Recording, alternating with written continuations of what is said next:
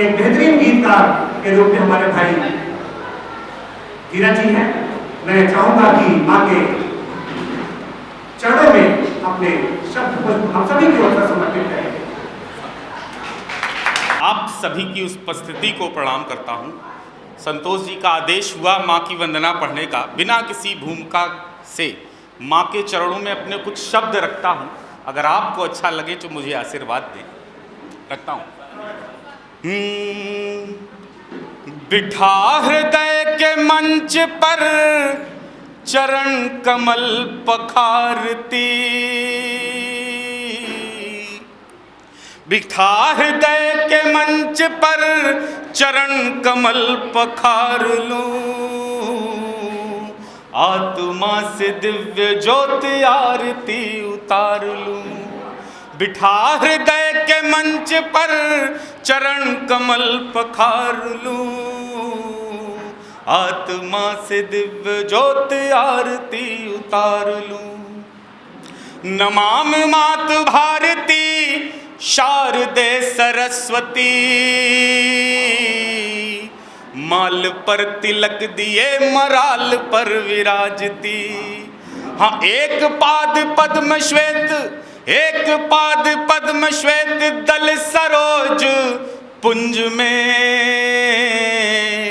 महामयी विराजती ज्ञान के निकुंज में। अर्चना में मंत्र मुक्त, अर्चना में मंत्र मुक्त ज्ञान का उच्चार लूं, बिठा हृदय के मंच पर चरण कमल पखार लूं, बिठा हृदय के मंच पर चरण कमल पखार लूं। मित्रों, ये तो मैंने माँ शारदे की वंदना करी। एक है धरती माँ, एक है शारदे माँ। मैंने जन्म देने वाली माँ के नाम 4 पंक्तियाँ लिखी हैं कि झुक कर चारों धाम खड़े हैं। मैं आपके चरणों में रखता हूँ, 4 पंक्तियाँ रखता हूँ। आप बहुत अच्छा संचालन आपने किया। मैं रखता हूँ कि झुक कर चारों धाम खड़े हैं अम्मा जी के चरणों में, कि झुक कर चारों धाम खड़े हैं अम्मा जी के चरणों में। जीवन के 9 रतन जड़े हैं अम्मा जी के चरणों में। माँ की सेवा से मिलता है 7 जन्म का पुण्य हमें, आप की सेवा से मिलता है 7 जन्म का पुण्य हमें। सब रोजे उपवास पड़े हैं अम्मा जी के चरणों में, सब रोजे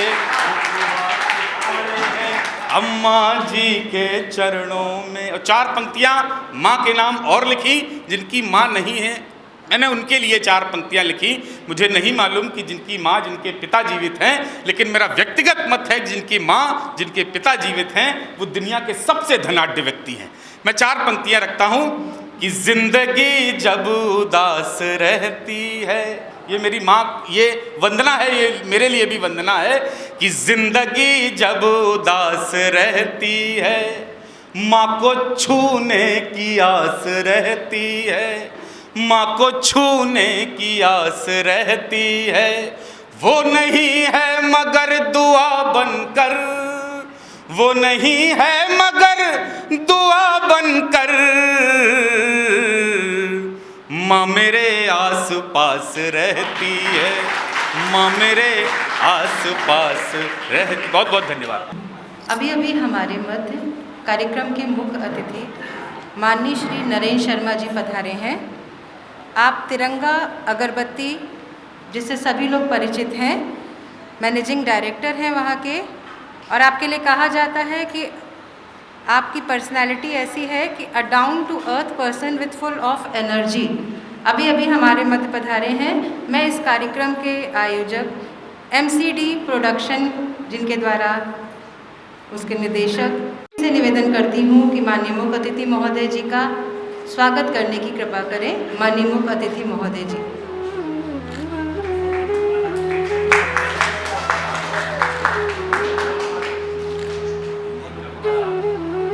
माननीय मुख्य अतिथि महोदय जी यहाँ पधारे हुए कविगणों का सम्मान करना चाहते हैं। मैं माननीय मुख्य अतिथि महोदय जी से निवेदन करती हूँ कि मंच के आगे आने की कृपा करें।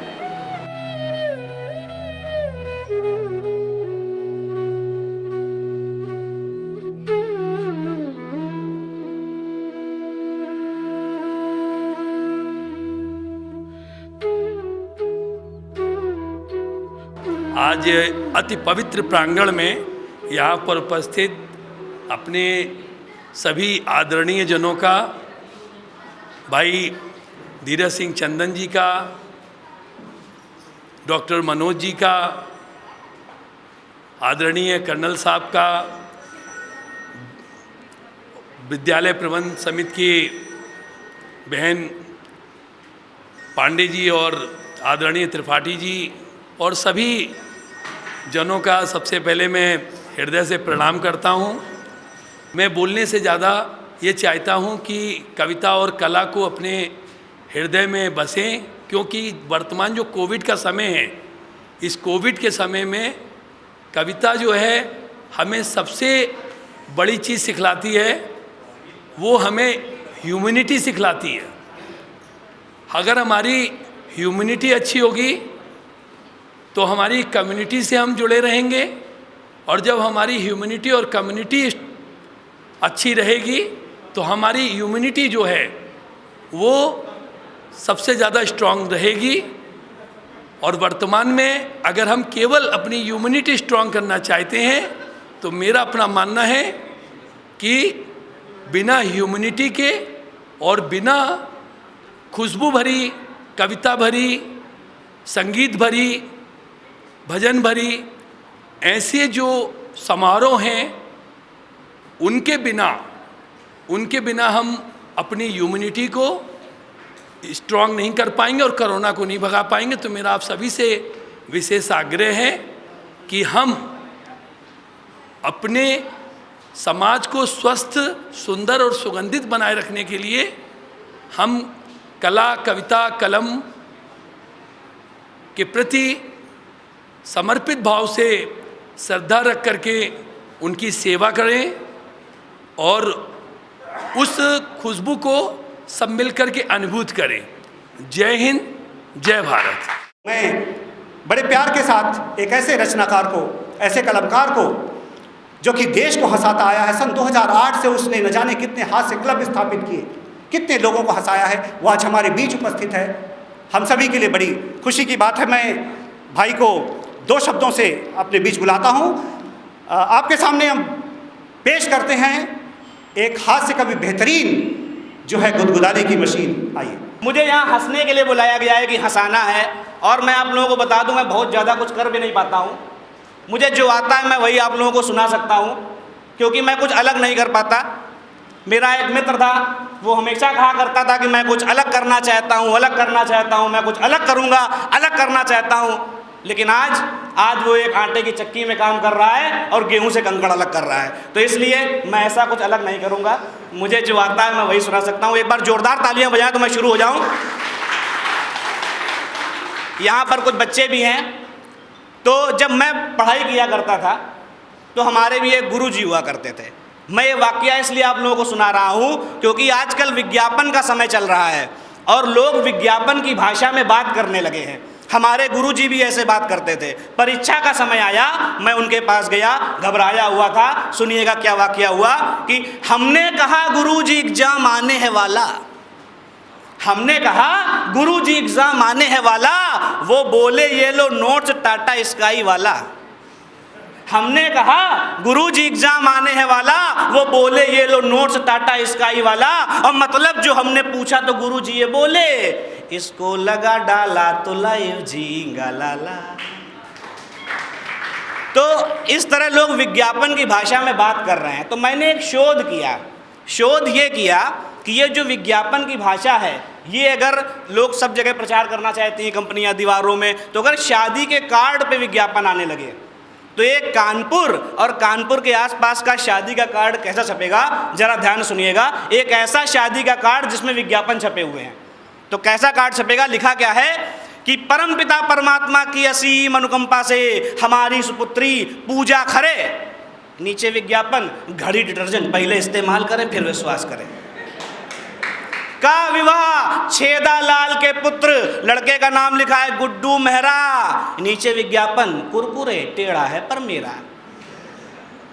डिनर टाइम लिखा है, डिनर टाइम 7 से 9 है यहाँ। नीचे विज्ञापन, एयरटेल ऐसी आजादी और कहा है। दर्शनाभिलाषी, गुड्डू मुन्नू छोटू पप्पू बबली। नीचे विज्ञापन, वोडाफोन के छोटे रिचार्ज अब केवल 10 रुपए में उपलब्ध। और सबसे अंत में और खतरनाक, स्वागत स्थल लिखा है बंधन गेस्ट हाउस। वहां भी विज्ञापन, रूपानी हवाई चप्पल आपका हार्दिक स्वागत करती है।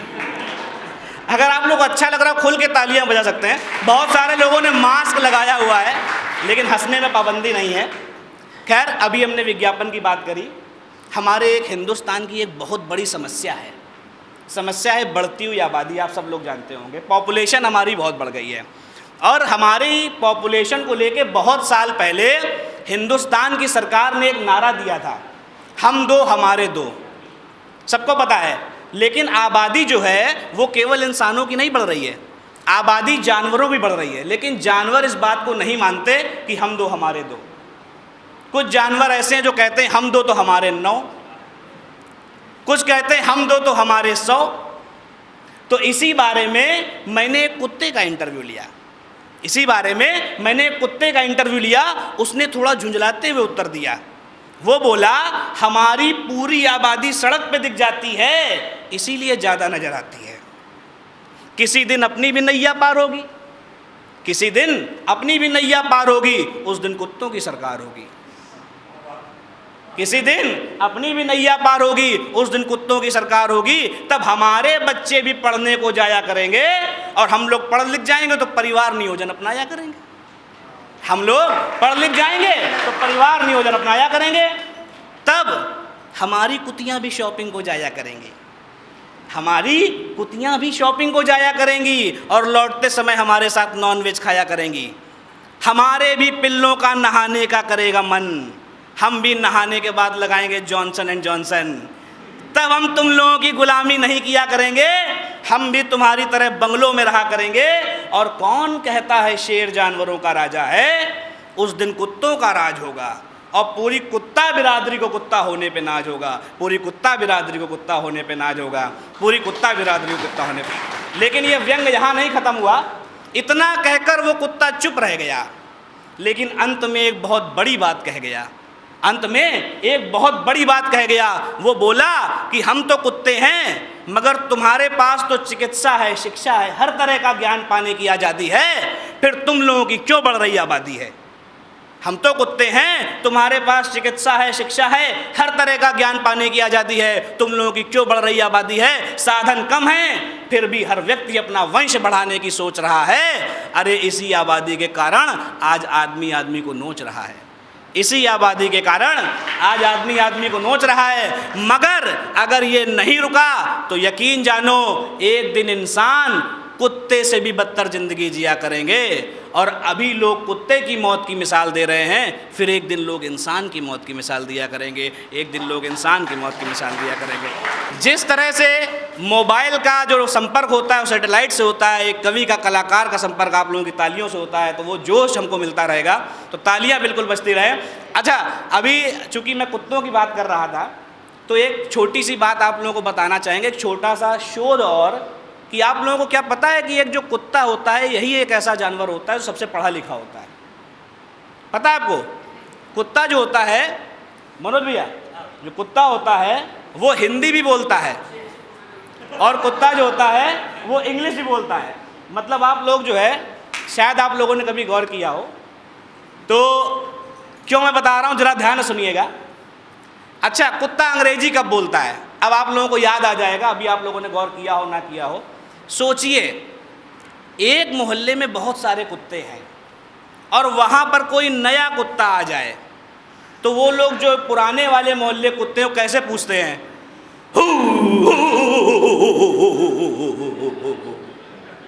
पूछ रहे हैं कौन हो? याद आया? ऐसा ही होता है। तो जब जो नया कुत्ता आ गया है उसको कुछ समझ में नहीं आता, वो कहता है वाट वाट वाट वाट, कह रहा है क्या है। तो जो अब वहाँ के कुत्ते होते हैं वो अपने बॉस से कहते हैं कि साहब देखो ऐसा है, ये गुमटी का कुत्ता है, ये गलती से जवाहर नगर आ गया, इसको जाने के लिए बोलो। तो वो जाने के लिए कैसे कहता है, गो गो गो गो गो गो गो गो गो गो गो गो गो गो। तो ये कुत्ता अंग्रेजी बोल रहा है, लेकिन जो कुत्ता आ गया है गलती से, वो भी बहुत बिल्कुल गर्म दिमाग का, वो जाना नहीं चाहता, वो क्या कहता है, वही वही वही वही वही। अब वो कह रहा है कि हम क्यों जाएं। तो आप लोगों को समझ में आया कि कुत्ता अंग्रेजी बोलता है और हिंदी कब बोलता है। जरा गौर करिएगा कि हिंदी कुत्ता केवल एक कंडीशन में बोलता है कि जब आप दो कुत्ते खड़े हों और एक कुत्ते को रोटी डालो और दूसरे कुत्ते को रोटी ना डालो, तो जिसको आप नहीं डालोगे वो क्या बोलेगा, हमाऊ। बहुत समय पहले एक बार एक लड़की को देख के गाना गा दिया था कि अगर तुम मिल जाओ जमाना छोड़ देंगे, अगर तुम मिल जाओ जमाना छोड़ देंगे। वो बोली स्कूटी में बैठ जाओ तुमको थाना छोड़ देंगे। हमने कहा अगर तुम मिल जाओ जमाना छोड़ देंगे, बोली स्कूटी में बैठ जाओ तुमको थाना छोड़ देंगे, मार इतनी पड़ेगी कि आप गाना छोड़ देंगे। और वो दिन था और आज का दिन है कि हम प्यार मोहब्बत से दूर हैं। हमारे पीछे मनोज भैया बैठे हैं, ये हमेशा हमारे घर आते रहते हैं। एक बार हमारे घर आए तो इन्होंने देखा कि मैं कपड़े धो रहा था, तो इन्होंने कहा यार कार्यक्रम में चल रहा है। मैंने कहा मैं कार्यक्रम में नहीं जा पाऊंगा, मुझे कपड़े धोने हैं। बोले तुम्हारी समस्या का एक हल है। हमने कहा आप हल बताइए। बोले तुम यार शादी कर लो। मैंने उसके बाद शादी कर ली। उसके 1 साल बाद ये फिर हमारे घर के पास से निकले। इन्होंने देखा अंदर आए, मैं कपड़े धो रहा था। बोले यार एक बात बताओ, तुम्हारी शादी हो गई तब भी बैठ के यहाँ पैंट शर्ट धो रहे हो। हमने कहा भैया ठीक से देखो साड़ी ब्लाउज है। तो ऐसी घटनाएं भी हो जाती हैं और प्यार मोहब्बत से दूर रहते हैं। शादी हमारी हो गई है और जो लोग प्यार में पड़ते हैं उनके लिए मैंने एक गज़ल लिखी हुई है कि जब जिंदगी पैसा और बहुत कुछ प्यार में बर्बाद कर लेते हैं उसके बाद क्या स्थिति होती है। ये मेरी अंतिम गज़ल सुनिएगा कि क्या कहता है वो आशिक जो अपना सब कुछ प्यार में पड़ के बर्बाद कर लेता है। वो सुनिएगा ध्यान से, एक बार तालियां हो जाए, मैं शुरू हो जाऊं कि वो कहता क्या है कि अब न नैना हमारे लड़ेंगे कभी, अब न नैना हमारे लड़ेंगे कभी, चक्करों में न ऐसे पड़ेंगे कभी। और हो गई है कमी तन में अब खून की, खत नहीं खून से अब लिखेंगे कभी, अब न नैना हमारे लड़ेंगे कभी, चक्करों में न ऐसे पड़ेंगे कभी।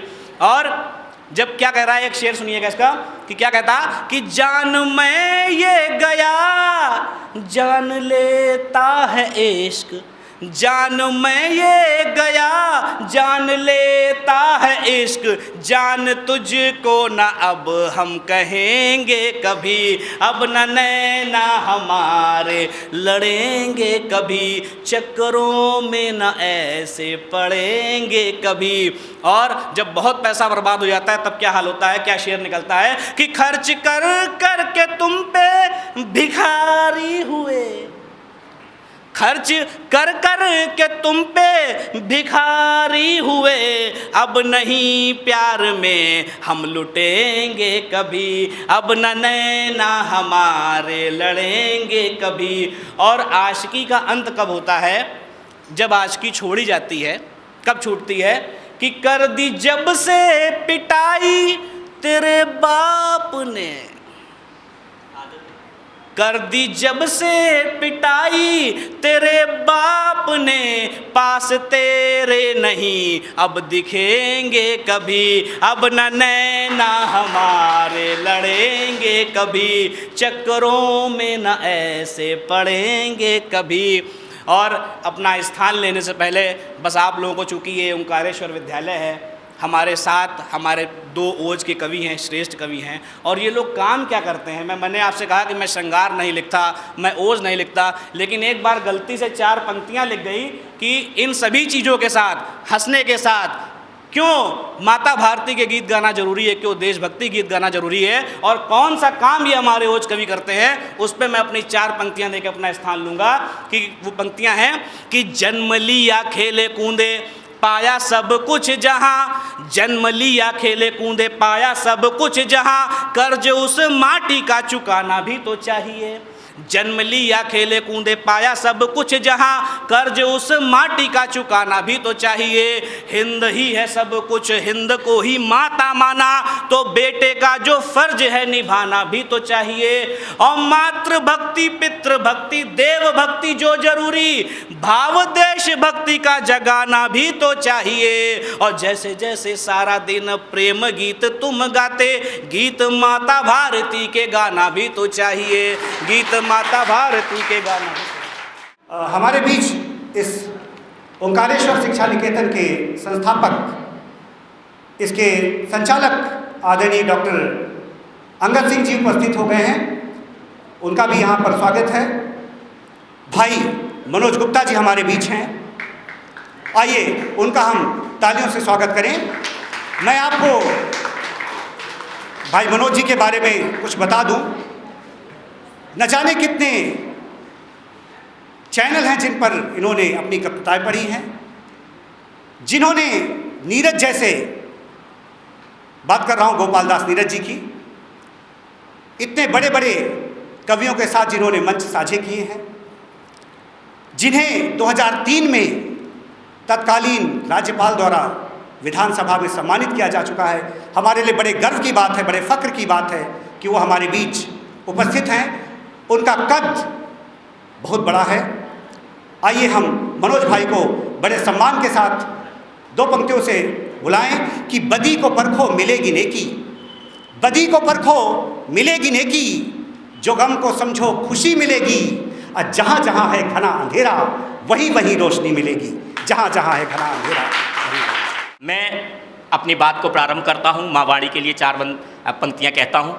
माता मेरे शब्दों पर तेरा अधिकार पुराना है, माता मेरे शब्दों पर तेरा अधिकार पुराना है, तेरे ही संरक्षण मैंने लिखना पढ़ना जाना है।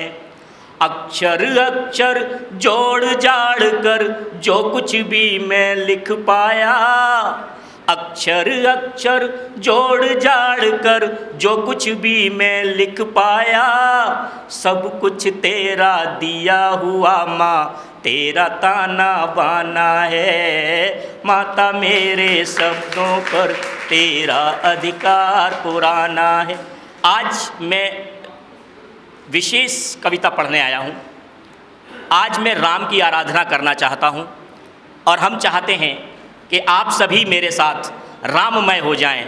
यदि मैं राम को प्रणाम करूं तो मैं ये चाहूँगा कि पूरा मंच, पूरा श्रोता जितने बैठे हुए हैं, सभी लोग मेरे साथ राममय हो जाएं, तो मेरी कविता सार्थक हो जाएगी, मेरी रचना सार्थक हो जाएगी। मैं आप सभी का विशेष मन चाहता हूँ। तो राम के बारे में, राम को जब दशरथ ने बुलाया, आप सभी लोग जानते हैं, बड़े बड़े विद्वान लोग बैठे हुए हैं, मैं तो बहुत ही छोटा सा जीव हूँ।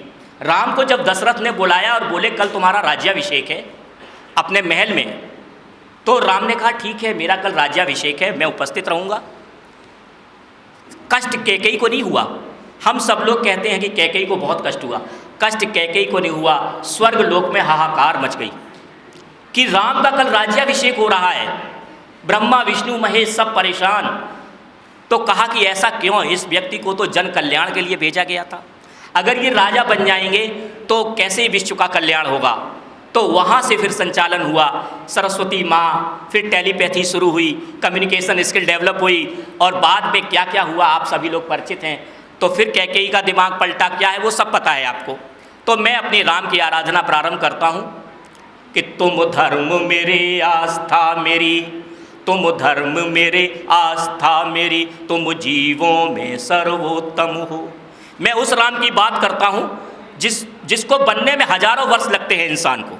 राम ऐसे ही नहीं बन जाता कि तुम धर्म मेरे आस्था मेरी, तुम जीवों में सर्वोत्तम हो, संपूर्ण जगत के कर्णधार तुम मर्यादा पुरुषोत्तम हो। तुम में ही सारा जड़ चेतन, तुम ही इस जग की अभिलाषा। तुम में ही सारा जड़ चेतन, तुम ही इस जग की अभिलाषा। और जो विषम समय में नहीं डिगा, तुम उस दृढ़ता की परिभाषा। और वन गमन और राज्याभिषेक में, वन गमन एक तरफ वन है, एक तरफ राज्याभिषेक है, कि वन गमन और राज्याभिषेक में तुमने फर्क नहीं माना। कांटों का पथ स्वीकार किया, दंडकारण्य पग पग छाना। तो हे रघुकुल की रीत करे, करता तुमको सत सत प्रणाम। हे राम तुम्हें शत शत प्रणाम, हे राम तुम्हें शत शत प्रणाम। मैंने कहा था आप मेरे साथ जरूर कहिएगा कि हे राम तुम्हें शत शत प्रणाम, हे राम तुम्हें शत शत प्रणाम। जिसने पर मन की पीड़ा को अपने अंतस की पीर कहा, सारा दर्द समेट लिया। जिसने पर मन की पीड़ा को अपने अंतस की पीर कहा, जिसने अयोध्या की माटी को चंदन और अबीर कहा। जो सदा दूसरों के आंसू अपनी पलकों में रख रोया, और निज सूर्य वंश की आन हेतु कानन के कांटों में सोया। मर्यादा पालन हेतु किया, जिसने पत्नी का निष्कासन, और सम्राट का वचन निभाने को छोड़ा था जिसने सिंहासन। सम्राट का वचन निभाने को छोड़ा था जिसने सिंहासन। और तज करके त्यागी तेजवान, तप कर कुंदन बन जाता है। तज करके त्यागी तेजवान, तप कर कुंदन बन जाता है। ऐसे ही कोई एक दिवस में राम नहीं बन जाता है। ऐसे ही कोई एक दिवस में राम नहीं बन जाता है। तो हे कर तो जय श्री राम। तो हे कड़ के स्वामी तुम, तो हे कड़ के स्वामी तुम, रहते निज उर में आठों याम। हे राम तुम्हें शत शत प्रणाम, हे राम तुम्हें शत शत प्रणाम। हे राम, अब मैं कुछ नाम ले रहा हूँ जिनके स्मरण मात्र से आपको राम का सानिध्य मिल जाएगा, जिनके नाम में राम बसे हुए हैं। केवट में और जटायु में, सवरी में और अहिल्या में। केवट में और जटायु में, सबरी में और अहल्या में। हनुमान में अंगद में तुम हो, बसते माता कौशल्या में। ऋषि भरद्वाज अत्रि अगस्त, मुनि विश्वामित्र के तुम प्यारे। ऋषि भरद्वाज अत्रि अगस्त, मुनि विश्वामित्र के तुम प्यारे। उद्धार जगत का करने को तुमने सब दानव संहारे। ऋषि भरद्वाज अत्रि अगस्त, मुनि विश्वामित्र के तुम प्यारे। उद्धार जगत का करने को तुमने सब दानव संहारे। और बन बन भटके कल्याण हेतु, राजा थे लेकिन बन बन भटके, कि बन बन भटके कल्याण हेतु तुमने सारा वैभव छोड़ा। और 14 वर्षों तक कंदमूल फल खाकर संध्या व्रत तोड़ा। 14 वर्ष, बहुत बहुत धन्यवाद आपका। 14 वर्षों तक कंदमूल खा करके संध्या व्रत तोड़ा। तो हे घट घट के वासी तुम, करता मनोज तुमको प्रणाम। हे राम तुम्हें शत शत प्रणाम, हे राम तुम्हें शत शत प्रणाम। हे राम तुम्हें शत शत प्रणाम, हे राम तुम्हें तो ये है राम का व्यक्तित्व जिसने हमें नेतृत्व दिया। आज जय श्री राम। बहुत बहुत धन्यवाद। जय श्री राम। जी बहुत बहुत धन्यवाद। देखिए ये मेरी कविता में कोई असर नहीं था, ये राम के नाम का प्रताप है जो आप लोगों ने मुझे समर्थन दिया, आपका बहुत बहुत धन्यवाद। मैं अब राम से निकलता हूँ, उस नेतृत्व से निकलता हूँ। अब थोड़ी एक साधारण सी रचना पे आता हूँ। एक रचना सुनाता हूँ आपको अच्छी लगेगी। नेताजी बड़े खुश, चुनावी साल आ गया, जनता से बात करने का ख्याल आ गया। लगे बिछाने चाल फरेबों की गोट के, लगे बिछाने चाल फरेबों की गोट के, वोटों के भाव में नया उछाल आ गया। नेताजी बड़े खुश। अब नेताजी खुश तो हो गए, अब नेताजी करते क्या है चुनाव जीतने के लिए, कैसे कैसे हथकंडे अपनाते हैं, तो मैंने कुछ बताने की कोशिश की है।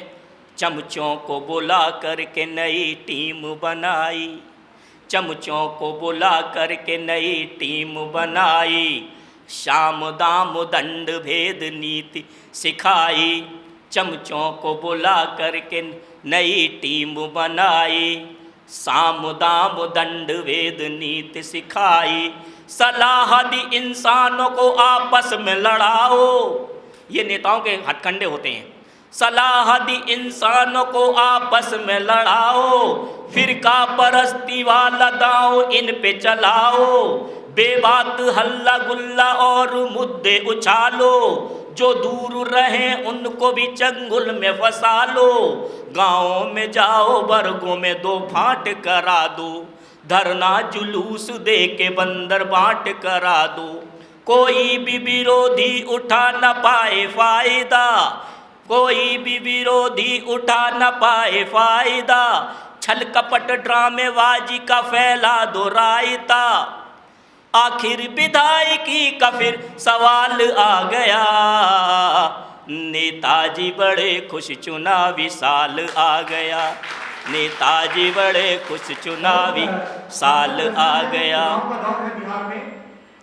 वोटों के भाव में नया। अब उन्होंने क्या और कहा, नेताजी को जब चुनाव इतना कर लिया तो आगे वो क्या कहते हैं कि आवारा नशेबाजों की सूची बनाइए। पक्के वोट, ये पक्के वोटर्स होते हैं कि आवारा नशेबाजों की सूची बनाइए।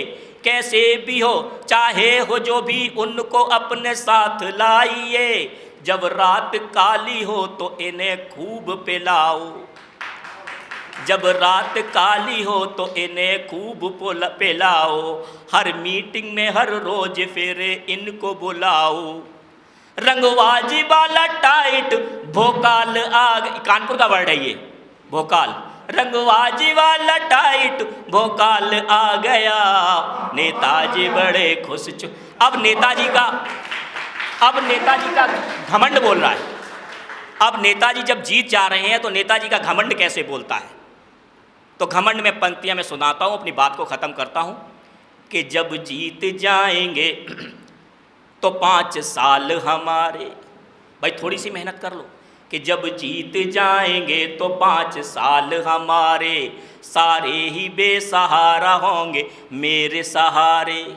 हम लखनऊ दिल्ली में अपना घर बनाएंगे, हम लखनऊ दिल्ली में अपना घर बनाएंगे। और मौका मिला तो दूसरे दल में भी जाएंगे, मौका मिला तो दूसरे दल में भी जाएंगे। नोटों से भरे ब्रीफ केस होंगे कार में, नोटों से भरे ब्रीफ केस होंगे कार में।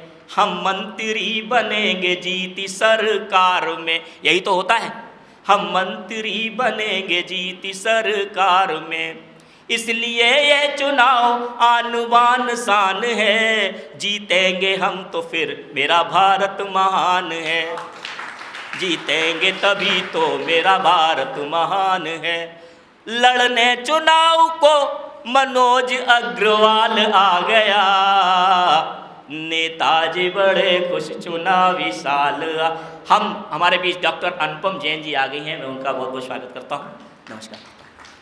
जी मैं अपनी बात को समाप्त करूं, अगर कहें तो एक बिहार के चुनाव पे 2 लाइनें सुना दूं बस। मैं केवल बिहार के, देखिए लॉकडाउन में कितनी परेशानी हुई। हम लोग सरकारी कर्मचारी हैं तो हम लोगों को सैलरी मिल जाती है। पैसे वाले लोग हमारे बीच में मंगल साहब बैठे हैं, इनके पास भी पैसा, कोई दिक्कत नहीं है। भंडारे बंटवा देते हैं, गरीबों को मिल जाता है, उनका काम। लेकिन जो मध्यम वर्गीय लोग हैं उनको क्या क्या परेशानी हुई, और उन परेशानियों को कहीं ना कहीं हमने भी महसूस किया। तो मैं अपनी बात थोड़ी सी करके ख़त्म करता हूँ कि भैया परेशान महंगाई के लिए, लॉकडाउन की बात बता रहा हूँ कि भैया परेशान महंगाई के लिए, अम्मा परेशान है दवाई के लिए, और बेटा परेशान है पढ़ाई के लिए, और बुधिया परेशान है कमाई के लिए। भाई बुधिया को मजदूरी नहीं मिल रही है कि भैया परेशान महंगाई के लिए, अम्मा परेशान है दवाई के लिए, और बेटा परेशान है पढ़ाई के लिए, और बुधिया परेशान है कमाई के लिए। और कोरोना में पूछो कि परिवार में काबा, कोरोना में पूछो कि परिवार में काबा, और पूछ रहे नेताजी बिहार में काबा, और पूछ रहे नेताजी बिहार में काबा। काबा भोजपुरी में क्या हुआ, मतलब उन्हें परिवार से कोई मतलब नहीं है, उन्हें बस। तो मैं एक अंतरा इसका और सुना देता हूँ कि लॉकडाउन में क्या क्या झेलना पड़ा, लॉकडाउन में क्या क्या झेलना पड़ा, हर कदम मौत संग खेलना पड़ा, रोटी के निवाले जब पड़ने लगे कम। ये स्थिति रही है कि लॉकडाउन में क्या क्या झेलना पड़ा, हर कदम मौत संग खेलना पड़ा, रोटी के निवाले जब पड़ने लगे कम, भूखे नौनिहालों को धकेलना पड़ा।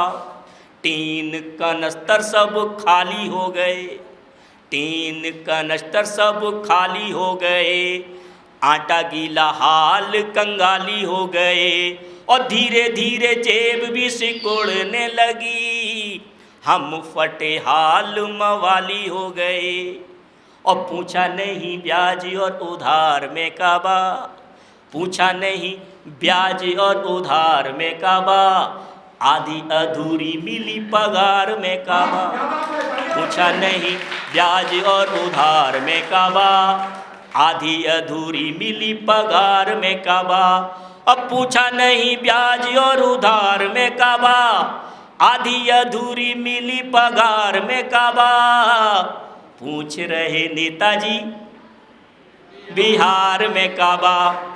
और बेरोजगारी कितनी है, एक लाइन और सुना देता हूँ। मैं बहुत समय एक एक करके ले रहा हूँ, बस मैं ख़त्म करता हूँ, केवल एक लाइन और सुना देता हूँ। कैसे कैसे वादे किए गए। हमारे आदित्य विक्रम जी बैठे हैं, ध्यान दीजिएगा कि हम थे बेरोजगारी के तनाव में, हम थे बेरोजगारी के तनाव में, पर आप व्यस्त अपने चुनाव में।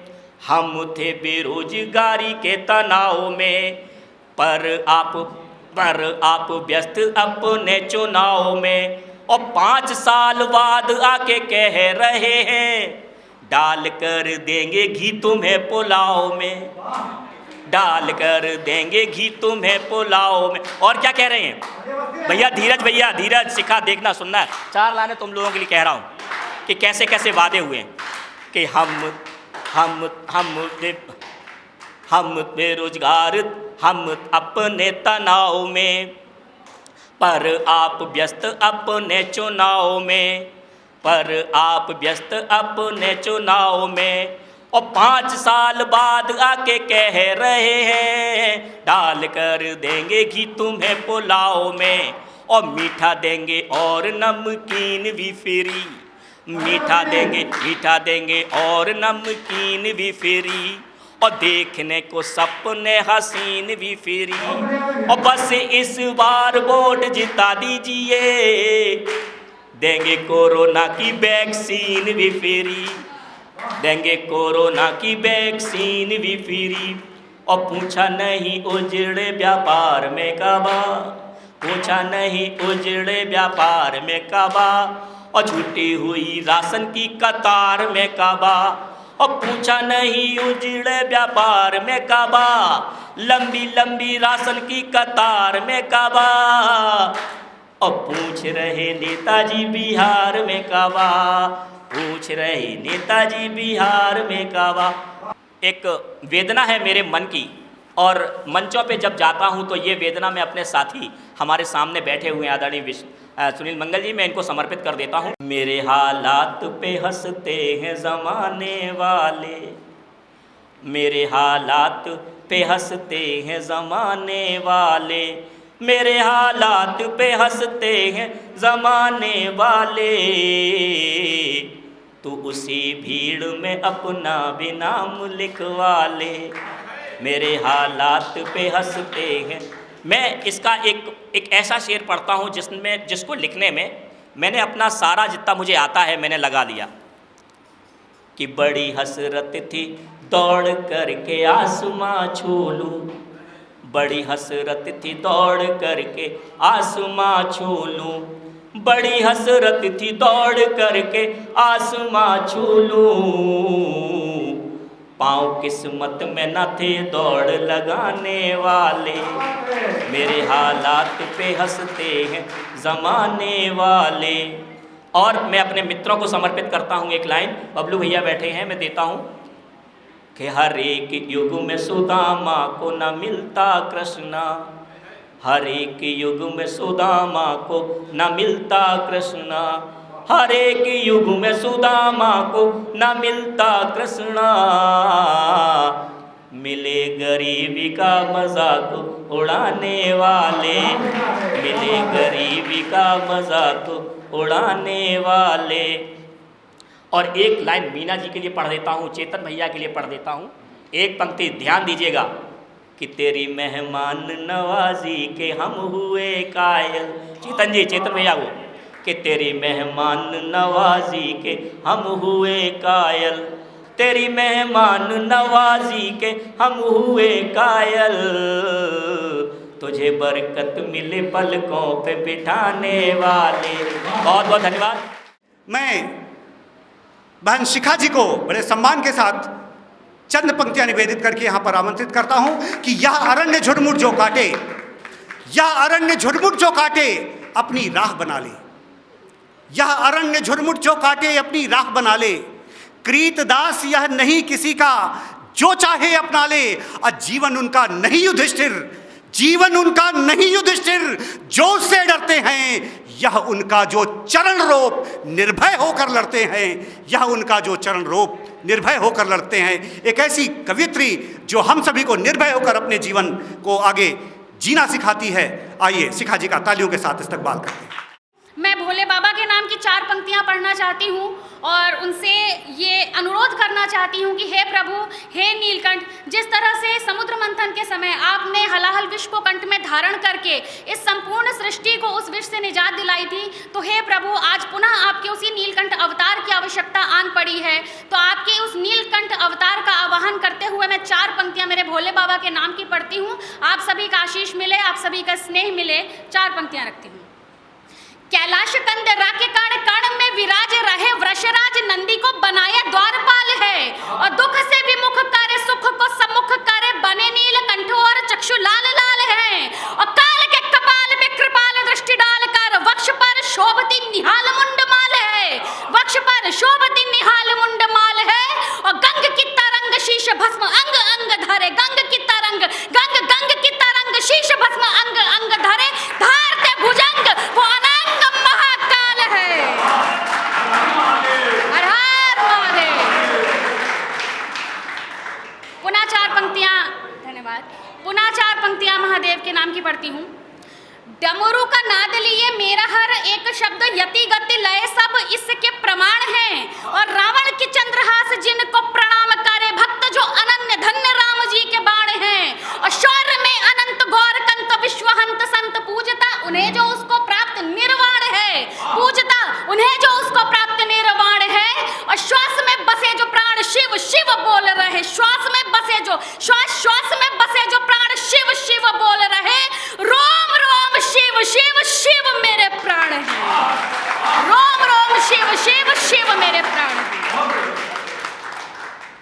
बहुत आभार। आजकल सभी लोग टीवी चैनल भी देख रहे हैं, सभी लोग पेपर भी पढ़ रहे हैं। बहुत ही तेज़ी से कुछ घटनाएं हम सबके सामने आ रही हैं। ऐसी घटनाएं जिसमें एक समाज की बेटियों को बरगला करके, बहला करके, उनको लव जिहाद में फंसा करके या उनकी अस्मिता के साथ खिलवाड़ करके उनका शील भंग किया जाता है। और अभी कुछ ही समय पहले हमने नवरात्रों का त्यौहार मनाया है, जिस त्यौहार में हम हर बेटी को, हर महिला को देवी के रूप में पूजते हैं। तो जब इस तरह की घटनाएं हमारे समाज में होती हैं, मैं प्रणाम करती हूं और मैं शब्दांजलि अर्पित करना चाहती हूं 4 पंक्तियों के द्वारा बहन निकिता तोमर को, जिसने अपने प्राण दे दिए लेकिन अपने मान और अपने धर्म पर आंच नहीं आने दी। मैं प्रणाम करती हूँ। एक बार बहन निकिता तोमर के लिए तालियां उठाइए। 4 पंक्तियां मैं कहना चाहती हूँ। जब एक बेटी इस तरह की घटना देखती है तो वो क्या प्रार्थना करती है इस समाज से, इस देश से, इस सृष्टि से क्या प्रार्थना करती है। 4 पंक्तियों में वो प्रार्थना रखना चाहती हूँ कि मेरे माँ बाप को मुझ पर सदा अभिमान रहने दो, मेरे माँ बाप को मुझ पर सदा अभिमान रहने दो, दरिंदों दानवों के हाथ से अनजान रहने दो। और देख नवरात में माता की मूरत कह उठी बेटी, देख नवरात में माता की मूरत कह उठी बेटी, मुझे देवी नहीं बनना, मुझे इंसान रहने दो, मुझे देवी नहीं बनना, मुझे इंसान रहने दो। बहुत बहुत आभार। और 4 पंक्तियां मैं रखती हूँ। जो लोग बहुत बहुत दावे करते हैं आजकल की प्रेम के दावे, आजकल नए नए तरीकों से प्रेम दर्शाया जाता है, प्रेम के दावे रखे जाते हैं, तब मैं कहना चाहती हूँ, बहन बेटियों को समझाना चाहती हूँ कि प्रेम की पराकाष्ठा क्या होती है। जब कभी जीवन में कोई आपसे कहे कि मैं तुमसे प्रेम करता हूँ, या आप किसी के लिए भावनाएं अपने अंदर अभिव्यक्त करना चाहें, तो 4 पंक्तियां मैं रामायण से प्रभु राम और माता सीता की जीवनी से 4 प्रेम की पंक्तियां मैं रखना चाहती हूँ। और मैं कहना चाहती हूँ प्रेम की पराकाष्ठा क्या हो सकती है। जीवन में यदि प्रेम होता है तो इसी तरह से होता है। किसी भी शाहजहां के ताजमहल बनवा देने का प्रेम मेरी नजरों में प्रेम नहीं है। प्रेम के प्रमाण क्या है, मैं वो प्रमाण रखना चाहती हूँ। 4 बड़ी घटनाएं रामायण से। पहली घटना, शादी के बाद, विवाह के बाद राम जी ने माता सीता को एक पत्नी व्रत का जो वचन दिया था, जीवन भर वो उस वचन पर कायम रहे। दूसरी घटना, जब माता सीता और प्रभु राम भैया लक्ष्मण के साथ निकले थे वनवास के लिए, तो माता सीता बहुत कोमलांगी थी, थोड़ी ही दूर चली वो थक गई, उनके पैरों में कांटे चुभ गए। तब उस समय को ध्यान में रखते हुए आप सोचिए कि प्रभु श्री राम ने माता सीता को बिठाकर उनका पैर अपने हाथों में लेकर के अपने हाथों से उनके कांटे निकाले थे। तीसरी बड़ी घटना और प्रेम का सबसे बड़ा प्रमाण पूरी सृष्टि में अगर कोई है तो वो राम सेतु है, और राम सेतु से बढ़कर के प्रेम का कोई प्रमाण नहीं हो सकता। और चौथा और सबसे बड़ा जो घटनाक्रम था वो था जब अश्वमेध यज्ञ, पूरी पृथ्वी के चक्रवर्ती सम्राट जब अश्वमेध यज्ञ करने चले, तो सभी को पता है कि एक नियम होता है कि यज्ञ के लिए अर्धांगिनी की आवश्यकता होती है। यदि यज्ञ करने वाला यजमान जो है या तो विधुर हो या कुमारा हो, केवल उसी परिस्थिति में पत्नी से उनको मुक्ति मिलती है। परंतु उस घटना के समय भी प्रभु श्री राम ने माता जानकी की सोने की प्रतिमा अपने बगल में बैठाई, परंतु तब भी दूसरा विवाह नहीं किया। ये है 4 बड़े प्रमाण। मैं 4 पंक्तियां रखती हूँ प्रेम की, कि भेंट में विवाह की जो दिया सिया को प्रभु ने, भेंट में विवाह की जो दिया सिया को प्रभु ने, एक पत्नी व्रत का विधान देख लीजिए। और जानकी के पग शूल चुभे राम ने निकाले, पुष्पवल्लरी से बड़ मान देख लीजिए। और प्रीत के अतीत के पुनीत मन मीत साक्ष्य, हेतु राम सेतु वो महान देख लीजिए, हेतु राम सेतु वो महान देख लीजिए। और अश्वमेध था निषेध तब अवधेश संग, अश्वमेध अश्वमेध अश्वमेध था निषेध तब अवधेश संग, जानकी का स्वर्ण प्रतिमान देख लीजिए, जानकी का स्वर्ण प्रतिमान देख लीजिए। 5 अगस्त सन 2020 को हमारे नेत्रों ने वो दृश्य देखा जिस दृश्य को देखने के लिए तरस गई थी। 5 शताब्दियों का वनवास हमने पूर्ण किया। मैं बात कर रही हूँ राम मंदिर शिलान्यास की। और 4 अगस्त को मैंने 4 पंक्तियाँ लिखी, कुछ दिनों पहले जब लॉकडाउन में रामायण का पुनः प्रसारण हुआ था तो राम रावण युद्ध के पहले एक गीत आया था रामानंद सागर जी की रामायण में कि यही रात अंतिम यही रात भारी। निश्चित रूप से सभी राम भक्तों के लिए वो 4 अगस्त की रात अंतिम थी उनकी प्रतीक्षा की, और वही रात बहुत भारी थी। और अगले दिन जब 12:40 पर माननीय प्रधानमंत्री मोदी जी ने अभिजीत मुहूर्त में जब उस राम मंदिर शिलान्यास की पहली शिला नींव में रखी तो हम सबको लगा, हम सभी राम भक्तों को लगा कि हमारा सदियों का वनवास पूरा हो गया है। मैं 4 पंक्तियां प्रतीक्षा की रखना चाहती हूं, आप सभी का आशीर्वाद मांगती हूं कि संस्कार से सदा सजाते रहे साधु संत, आज हृदय हर्ष से अपार सजने लगा, और प्रार्थना के फूल बलिदानियों की धूल लेके 5 सदियों का इंतजार सजने लगा।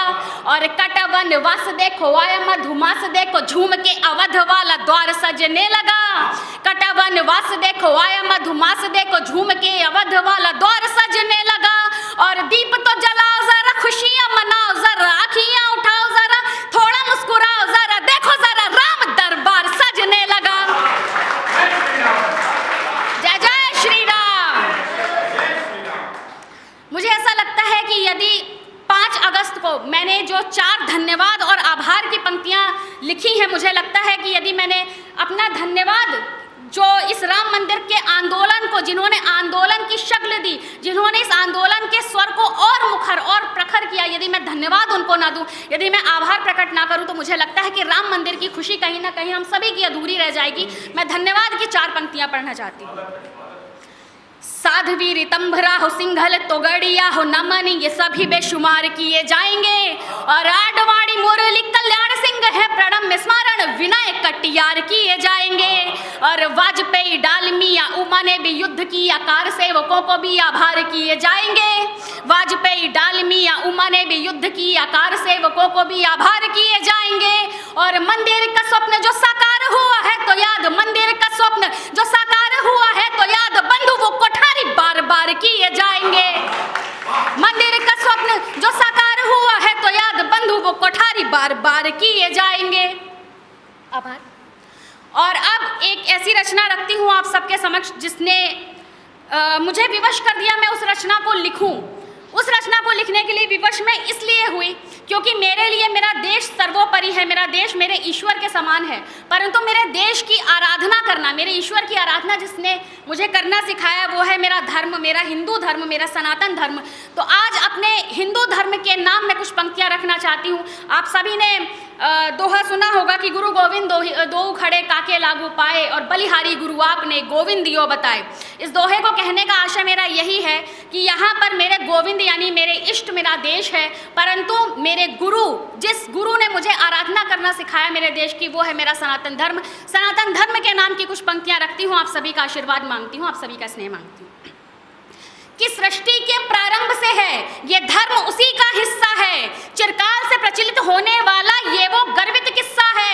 माथे पर तेज जो मेरे है, आंखों में चमक भी उसकी है, और मुखमंडल पर बिखरे इस विश्वास की आभा जिसकी है। अपने प्राण आज उस धर्म की रक्षा के नाम करती हूँ।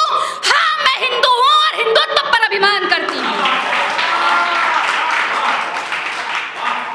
मंत्र ऋचाओं का उच्चारण गुंजित करता था जीवन, आस्था ईश्वर में रखने से तन मन बनता था पावन। सिया राम राधे राधे आरंभ दिवस हो जाता था, मानव मात्र का प्रेम परस्पर हृदय पुष्प महकाता था। मानस पटल पर अंकित उन स्मृतियों का सम्मान करती हूँ। हाँ, मैं हिंदू हूँ और हिंदुत्व पर अभिमान करती हूँ। लुप्त हुई एकता हिंदू से अब कुछ पहले जैसा न रहा, सब बने ब्राह्मण क्षत्रिय वैश्य शूद्र, अब कोई भी हिंदू न रहा। हिंदू की हो रही दुर्दशा और हिंदू ही अपराधी है, क्योंकि जो पूरी शक्ति थी हम में वो आज हो गई आधी है। हर हिंदू को फिर से हिंदू बनाने का काम करती हूँ। हाँ, मैं हिंदू हूँ और हिंदुत्व पर अभिमान करती हूँ। याद कीजिए 19 जनवरी 1990 का वो दिन जब कश्मीरी पंडितों को, कश्मीरी हिंदुओं को मार मार करके वहां से भगाया गया था और कहा जा रहा था कि अपनी बहन बेटियां और अपनी दौलत पीछे छोड़ जाओ और जान बचानी है तो या तो धर्म परिवर्तन कर लो या घाटी छोड़ करके भाग जाओ। उस दिन को याद करते हुए अपने कश्मीरी बंधुओं को समर्पित करती हूँ 4 पंक्तियां कि आशा उनकी है टूट रही जिनका विश्वास निराला था। उन कश्मीरी विप्रों के लिए वो एक दिवस ही काला था। बलात्कार हत्याएं हुई, अपने अपनों से दूर हुए और मेरे कश्मीरी बंधु घर छोड़ने पर मजबूर हुए। उन्हें मिले अब न्याय, उन्हें मिले अब न्याय, ये प्रार्थना सुबह शाम करती हूँ। हाँ, मैं हिंदू हूँ और हिंदुत्व पर अभिमान करती हूँ। अगली पंक्तियां रखने के पहले एक छोटा सा परिचय रखती हूँ कि मैंने रोहतगढ़ जोधपुर राठौड़ राजवंश में जन्म लिया है। अभी तक मैं पेशे से अध्यापक रही हूँ। मध्यम वर्गीय परिवार से आती हूँ, आप सभी की तरह मोल तोल करती हूँ और जब कभी भी मेरे परिवार को मेरी आवश्यकता पड़ती है तो मैं शूद्र सरीखी अपने परिवार की सेवा में अर्पित भी रहती हूँ। तब मैं पंक्तियाँ कहना चाहती हूँ कि मैं जन्म से क्षत्रिय हुई स्वतः ही, अध्यापन से हुई ब्राह्मण, मोल तोल है वैश्य सा मेरा, शूद्र सरीखी सेवा अर्पण और अंकित वर्ण चार मिश्रित संतोष भरा एक बिंदु हूँ और हर जाति से ऊपर उठकर हाँ मैं केवल हिंदू हूँ। हर वर्ण के कर्मों का, हर वर्ण के कर्मों का मैं हृदय से मान करती हूँ। हाँ, मैं हिंदू हूँ और हिंदुत्व पर अभिमान करती हूँ। बहुत बन चुके, अरे बहुत बन चुके सेक्युलर हम क्यों ढोंगी अब तुम करते हो और असुरों की संहारक माँ को तुम सेक्सी दुर्गा कहते हो। कुछ दो पंक्तियां रखना चाहती हूँ और दो उदाहरण रखती हूँ। अभी कुछ समय पहले एक मूवी को लेकर के बहुत हंगामा हुआ, लक्ष्मी बॉम्ब। मेरी आराध्य, आप सबकी आराध्य है माता लक्ष्मी। यदि उनके साथ कोई इस तरीके के शब्द का प्रयोग करेगा तो आपके दिल पर क्या गुजरेगी, आप खुद सोचिए। कहा जाता है कि राम सेतु काल्पनिक है। 2007 में जब एक हलफनामा दायर होता है अदालत में और कहा जाता है राम सेतु काल्पनिक है, जब एक इतने बड़े राजनीतिक व्यक्तित्व का ये कथन आता है, ये स्टेटमेंट आता है और कहा जाता है कि कृष्ण जी तो छिछोरे थे, तब हमसे पूछिए हमारे दिल पर क्या गुजरती है। तब मैं कहना चाहती हूँ कि बहुत बन चुके सेक्युलर हम क्यों ढोंगी अब तुम करते हो और असुरों की संहारक माँ को तुम सेक्सी दुर्गा कहते हो। राम हमारे हुए काल्पनिक और कृष्ण छिछोरे कहलाए और अब भी चुप है हिंदू, फिर भी हमको कट्टर कहते हो। तो आज सच में हर हिंदू से कट्टरता का आह्वान करती हूँ। हाँ, मैं हिंदू हूँ और हिंदुत्व पर अभिमान करती हूँ। बहुत हुई दुर्दशा। अब कहना चाहती हूँ कि महाभारत के अनुशासन पर्व में लिखा है अहिंसा परमो धर्मः। बहुत दिनों से, सालों से हमें ये श्लोक पढ़ाया जाता है परंतु कभी भी हमको ये श्लोक पूरा नहीं पढ़ाया गया। पूरा श्लोक क्या है मैं बताती हूँ। महाभारत के अनुशासन पर्व में लिखा हुआ है अहिंसा परमो धर्मः, धर्म हिंसा तथैव च। अर्थात अहिंसा परम धर्म है परंतु धर्म की रक्षा के लिए हिंसा करना उससे भी बड़ा धर्म है। तब मैं कहना चाहती हूँ कि बहुत हुई दुर्दशा, अरे अब आंखें खोलो, जग जाओ और त्याग जातियों का चोला, अब फिर से हिंदू कहलाओ। संस्कृति सहेज लो, देखो कहीं बहुत देर ना हो जाए, कहीं पूरा देश बंगाल केरला और कश्मीर ना हो जाए, कहीं पूरा देश बंगाल केरला और कश्मीर ना हो जाए। इस धर्म युद्ध में हार के भय से न कहीं विश्राम करती हूँ। हाँ, मैं हिंदू हूँ और हिंदुत्व पर अभिमान करती हूँ। धर्म सनातन गाय और गंगा अब हमें बचाना होगा और जो फैलाए जातिवाद उसे सबक सिखाना होगा। और अगली दो पंक्तियों में यदि आपके हृदय में कहीं हिंदुत्व हिलोरे ले ले तो मुझे तालियों के द्वारा सूचित कीजिएगा कि धर्म सनातन गाय और गंगा अब हमें बचाना होगा और जो फैलाए जातिवाद उसे सबक सिखाना होगा। और सोने से उन्मादी का उन्माद नहीं कम होता है और नाम बदलने से सिंह का सिंहनाद नहीं कम होता है। हर वर्ण के सिंह को, हर वर्ण के सिंह को मैं शत-शत प्रणाम करती हूँ। हाँ, मैं हिंदू हूँ और हिंदुत्व पर अभिमान करती हूँ। आओ मिलकर अब धर्म शत्रु से कह भी देते हैं कि हम देते हैं प्राण धर्म पर और प्राण ले लेते हैं। मेरे लला पड़े थे तंबू में, अरे हमने रणहुंकार भरा। मेरे लला पड़े थे तंबू में, अरे हमने रणहुंकार भरा। अब राज तिलक की है तैयारी, मंदिर हमने साकार करा। अब राज तिलक की है तैयारी, मंदिर हमने साकार करा। अब आप सबके कदमों से कदम मिलाकर जन्मभूमि को प्रस्थान करती हूँ और गर्व से सर उठाकर कहती हूँ कि मैं हिंदू हूँ और हिंदुत्व पर अभिमान करती हूँ। मैं हिंदू हूँ और हिंदुत्व पर अभिमान करती हूँ। बहुत बहुत आभार। चार पंक्तियाँ आदरणीय कर्नल पांडे जी बैठे हैं, यदि मैं आज अपने सैनिकों के नाम की कुछ पंक्तियां ना रखूं तो मुझे लगता है मेरा काव्य पाठ अधूरा रह जाएगा। मैं आपके चरणों में पंक्तियां समर्पित करती हूं, अपनी शब्दांजलि समर्पित करती हूं और देश के प्रत्येक शहीद, प्रत्येक सैनिक को नमन करते हुए मैं 4 पंक्तियां रखना चाहती हूं। मरणोपरांत वीर होते नहीं श्रांत क्लांत, लिख इतिहास में वो निज नाम आते हैं और उनका अदम्य तेज धार सूर्य देव यहाँ लेकर प्रकाश रोज ही ललाम आते हैं। और जाति नहीं, धर्म नहीं, वर्ण संप्रदाय नहीं, पहचान हेतु भुज दंड काम आते हैं। जब सैनिकों के चिथड़े युद्ध क्षेत्र में पड़े होते हैं तो उनके वर्दी में जो नाम लिखे होते हैं उनसे उनकी पहचान होती है। तब मैं कहना चाहती हूँ कि जाति नहीं, वर्ण नहीं, धर्म संप्रदाय नहीं, पहचान हेतु भुज दंड काम आते हैं। और भारतीय सेनाओं की शौर्य वंदना के लिए, भारतीय सेनाओं की शौर्य वंदना के लिए गर्वित ललाट लिए चारों धाम आते हैं। भारतीय सेनाओं की शौर्य वंदना के लिए गर्वित ललाट लिए चारों धाम आते हैं। और कुछ अंतिम पंक्तियां रख करके अपना स्थान लूंगी क्योंकि समय की अपनी बाध्यता है।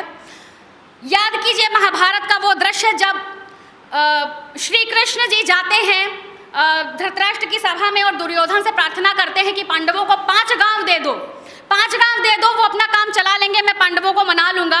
पर दुर्योधन ने नहीं कहा और रामधारी सिंह दिनकर जी अपनी कालजयी रचना रश्मि रथी में कहते हैं कि दुर्योधन वो भी दे ना सका, आशीष बड़ों की ले ना सका, उल्टा हरि को बांधने चला, जो था असाध्य साधने चला।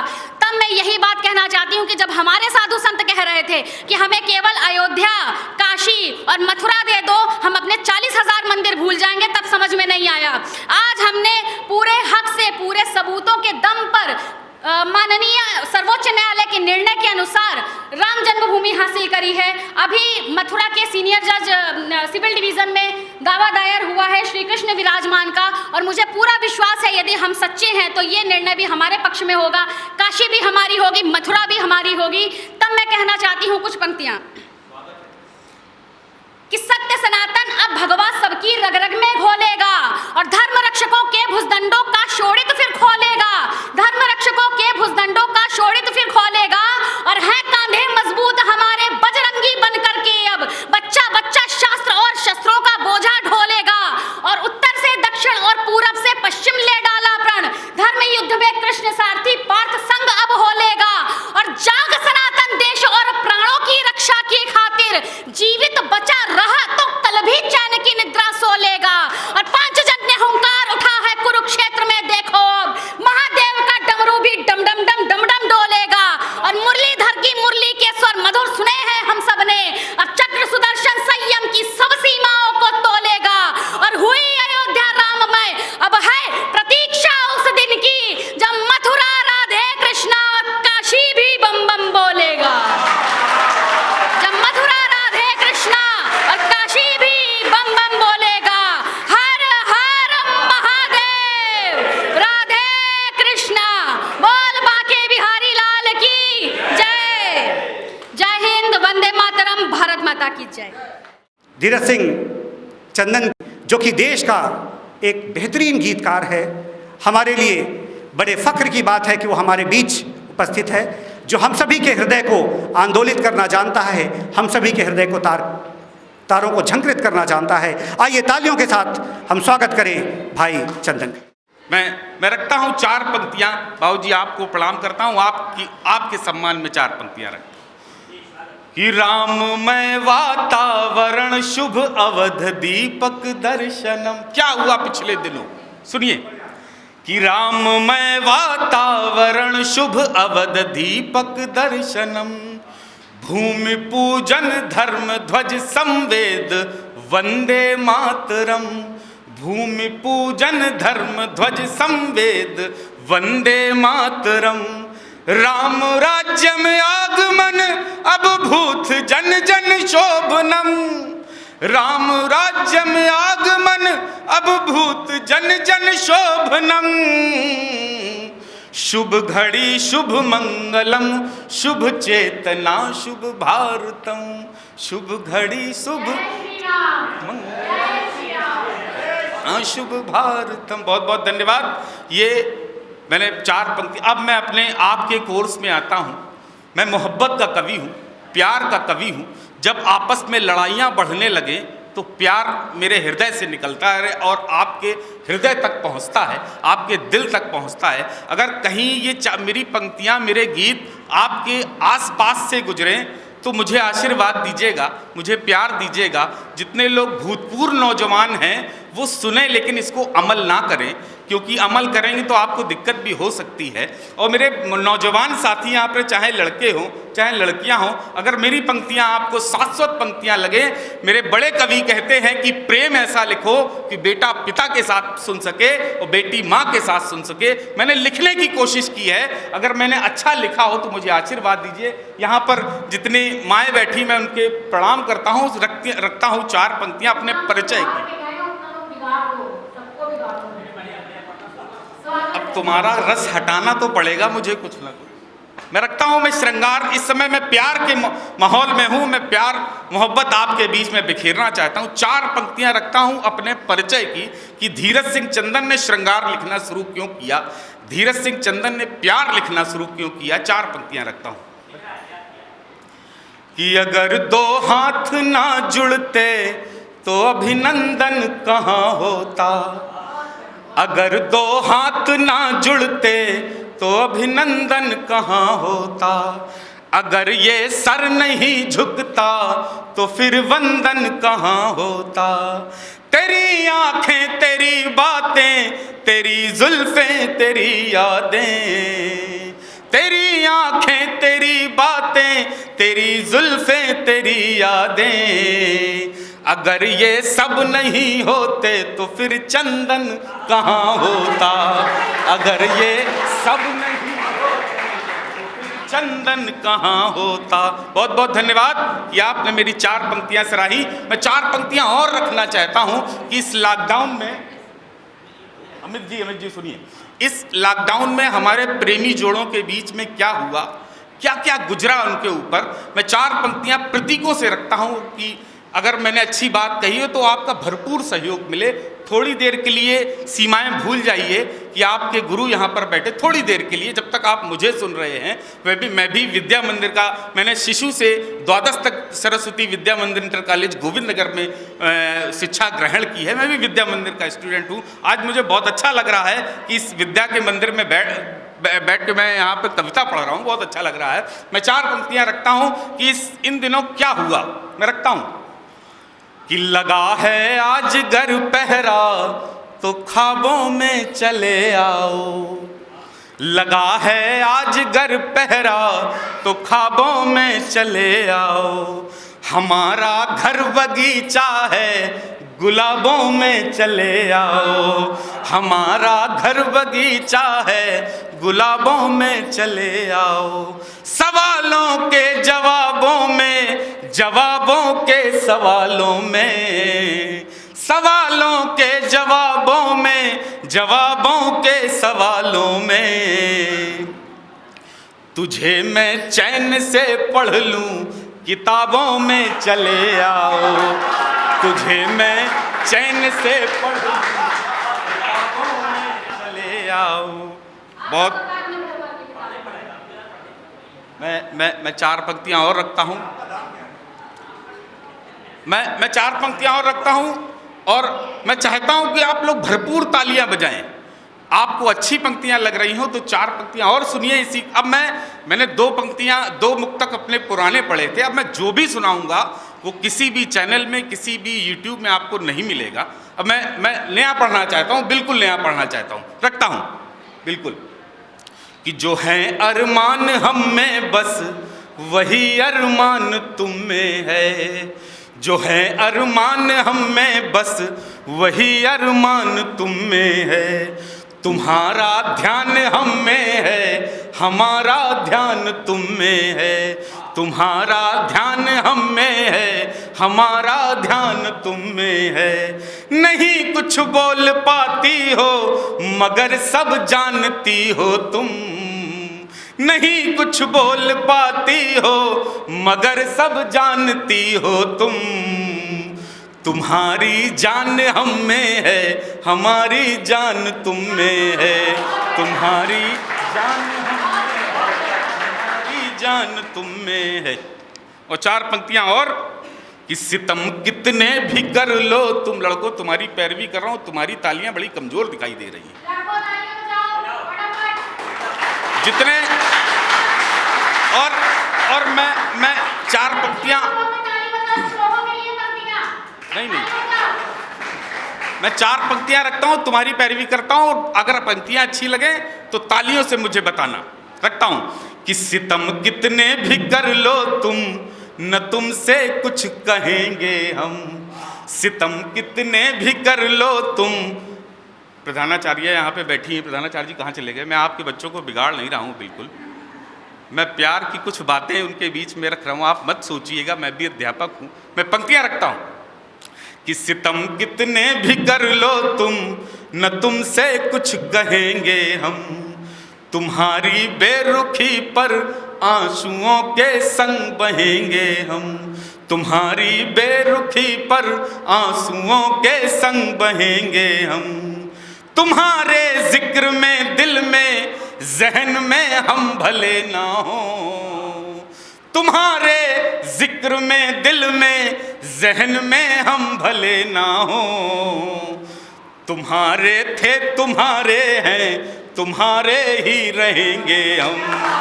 तुम्हारे थे तुम्हारे हैं, तुम्हारे ही रहेंगे हम।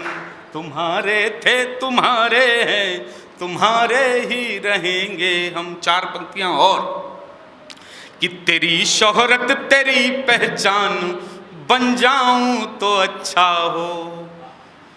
मैं भी किसी इंजीनियरिंग कॉलेज से मैं भी पढ़ा हुआ हूँ, मैंने देखा हुआ है क्या होता है वहाँ पर। मैं रखता हूँ आपके बीच में कि तेरी शोहरत तेरी पहचान बन जाऊं तो अच्छा हो। तेरी शोहरत तेरी पहचान बन जाऊं तो अच्छा हो। तेरी इज्जत तेरा ईमान बन जाऊं तो अच्छा हो। तेरी इज्जत तेरा ईमान बन जाऊं तो अच्छा हो।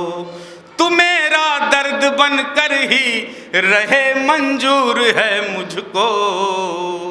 तू मेरा दर्द बन कर ही रहे मंजूर है मुझको।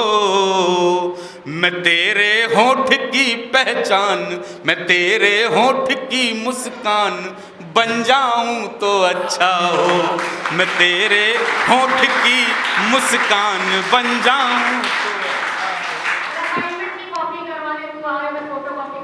तो ये ऐसा अगले जो सेमेस्टर जो आता है सेमेस्टर इंजीनियरिंग कॉलेज में, वो कुछ जब नहीं आता तो यही लिख देते हैं सब चीज़ें। मैं और 4 पंक्तियां रखता हूँ। 3 दिन बाद एक पर्व आने वाला है, बहुत अच्छा पर्व, बड़ा प्रेम का बड़ा पवित्र पर्व आने वाला है। और जितने लोग उससे गुजर चुके हैं वो इन पंक्तियों को एहसास करें, जितने लोग आगे गुजरेंगे वो उन पंक्तियों को अमल करें। मैं रखता हूँ 4 पंक्तियाँ कि आज भले लड़कों तुम्हारी पैरवी करिए, अच्छी लगे तो मुझे बताना कि आज भले तू ना कहती है कल हाँ में आ जाएगी। आज भले तू ना कहती है कल हाँ में आ जाएगी। मेरे नाम के अक्षर लिखकर मेहंदी खूब रचाएगी। मेरे नाम के अक्षर लिखकर मेहंदी खूब रचाएगी। आज भले तेरी पूजा में मेरा नाम ना शामिल हो। आज भले तेरी पूजा में मेरा नाम ना शामिल हो। मेरी खातिर ही एक दिन तू करवा चौथ मनाएगी। करवा चौथ मनाएगी। बहुत बहुत धन्यवाद, बहुत बहुत धन्यवाद। आपने मेरी इन 4 पंक्तियों को अच्छा बताया। मैं 4 पंक्तियां, यहाँ पर चेतन भैया बैठे हैं, चेतन भैया आपके चरणों में 4 पंक्तियां रखता हूँ कि अगर अच्छी ये पंक्तियां लगें। भाभी जी बैठी हैं, थोड़ी देर के लिए चेतन भैया को देखिए, भाभी जी को देखिए, फिर ये पंक्तियां सुनिए कि गिले शिकवे शिकायत तू। भैया तुम इसकी माइक को छेड़ रहे हो क्या? खींच रहा है आवाज। कि गिले शिकवे शिकायत तू मुझे हर बार करती है, गिले शिकवे शिकायत तू मुझे हर बार करती है। तुझे मैं जब भी मिलता हूँ तो बस तकरार करती है, तुझे मैं जब भी मिलता हूँ तो बस तकरार करती है। झटक कर हाथ तेरा रूठना गुस्सा भी हो जाना, झटक कर हाथ तेरा रूठना गुस्सा भी हो जाना। और तेरे नखरे बताते हैं तू मुझसे प्यार करती है, तेरे नखरे बताते हैं। और 4 पंक्तियां और रखता हूं इसके बाद एक नए गीत से, कि मैंने जो अभी तक शायद किसी कवि ने कम सुना हो, सिखा तुमने सुन लिया है, अपनी बात मत रखना, शायद 1-2 कवियों ने सुना हो, किसी ने भी ये गीत नहीं सुना। मैं ऐसा नया गीत आपके बीच में रखना चाहता हूँ, 4 पंक्तियां और रखना चाहता हूँ। बहुत बढ़िया गीत है, यही पर तालियां होगा।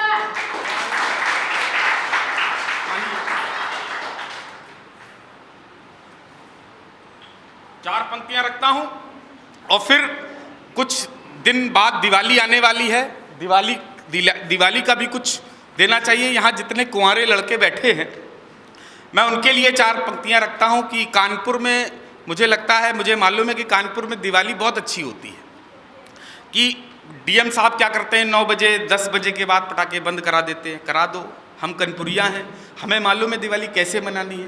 मैं 4 पंक्तियाँ रखता हूँ कि अब तलक कुंवारे हैं, अब तलक कुंवारे हैं, हर घड़ी पे मरते हैं, अब तलक कुंवारे हैं, हर घड़ी पे मरते हैं।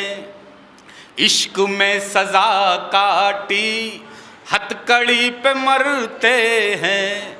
अब बैन है पटाखों पर फर्क है नहीं हमको, अब बैन है पटाखों पर फर्क है नहीं हमको, हम तो बस मोहल्ले की फुलझड़ी पे मरते हैं, मोहल्ले की फुलझड़ी पे।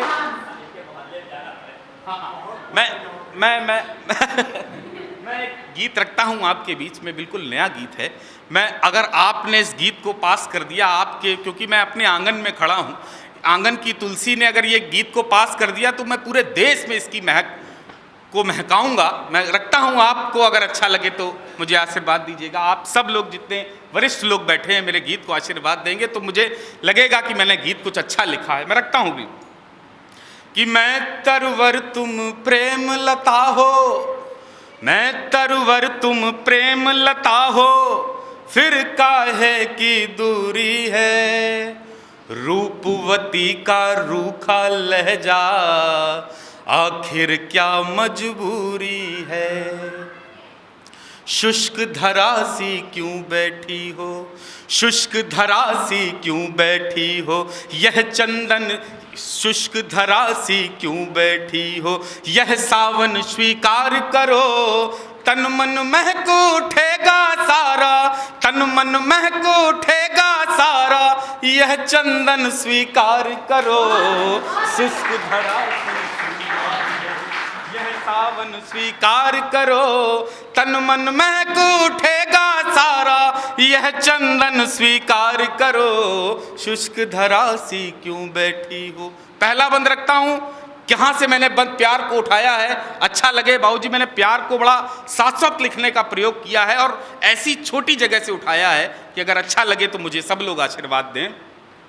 कि तुमने एक पलक ना देखा थोड़ा सा घबराया हूँ, तुमने एक पलक ना देखा थोड़ा सा घबराया हूँ, और तुम्हारी बिन मर्जी के अर्जी लेकर आया हूँ, और तुम्हारी बिन मर्जी के अर्जी लेकर आया हूँ। मुझको कोरे कागज पर अपना आलेख बना लो तुम, मुझको कोरे कागज पर अपना आलेख बना लो तुम, हस्ताक्षर अंकित करके अपना अभिलेख बना लो तुम, हस्ताक्षर अंकित करके अपना अभिलेख बना लो तुम, अपना अभिलेख बना लो तुम।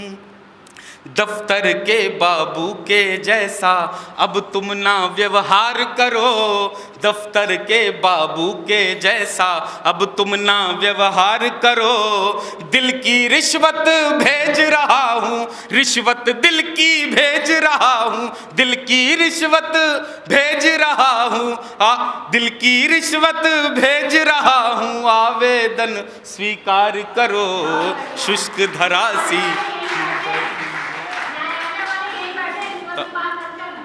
तभी तो आपको सुनाया है। और अगला बंद रखता हूं कि मेरा दिल तेरे दिल से मिल जाए दिल खिल जाएगा, मेरा दिल तेरे दिल से मिल जाए दिल खिल जाएगा। मिले समर्थन तेरा तो फिर बहुमत भी मिल जाएगा।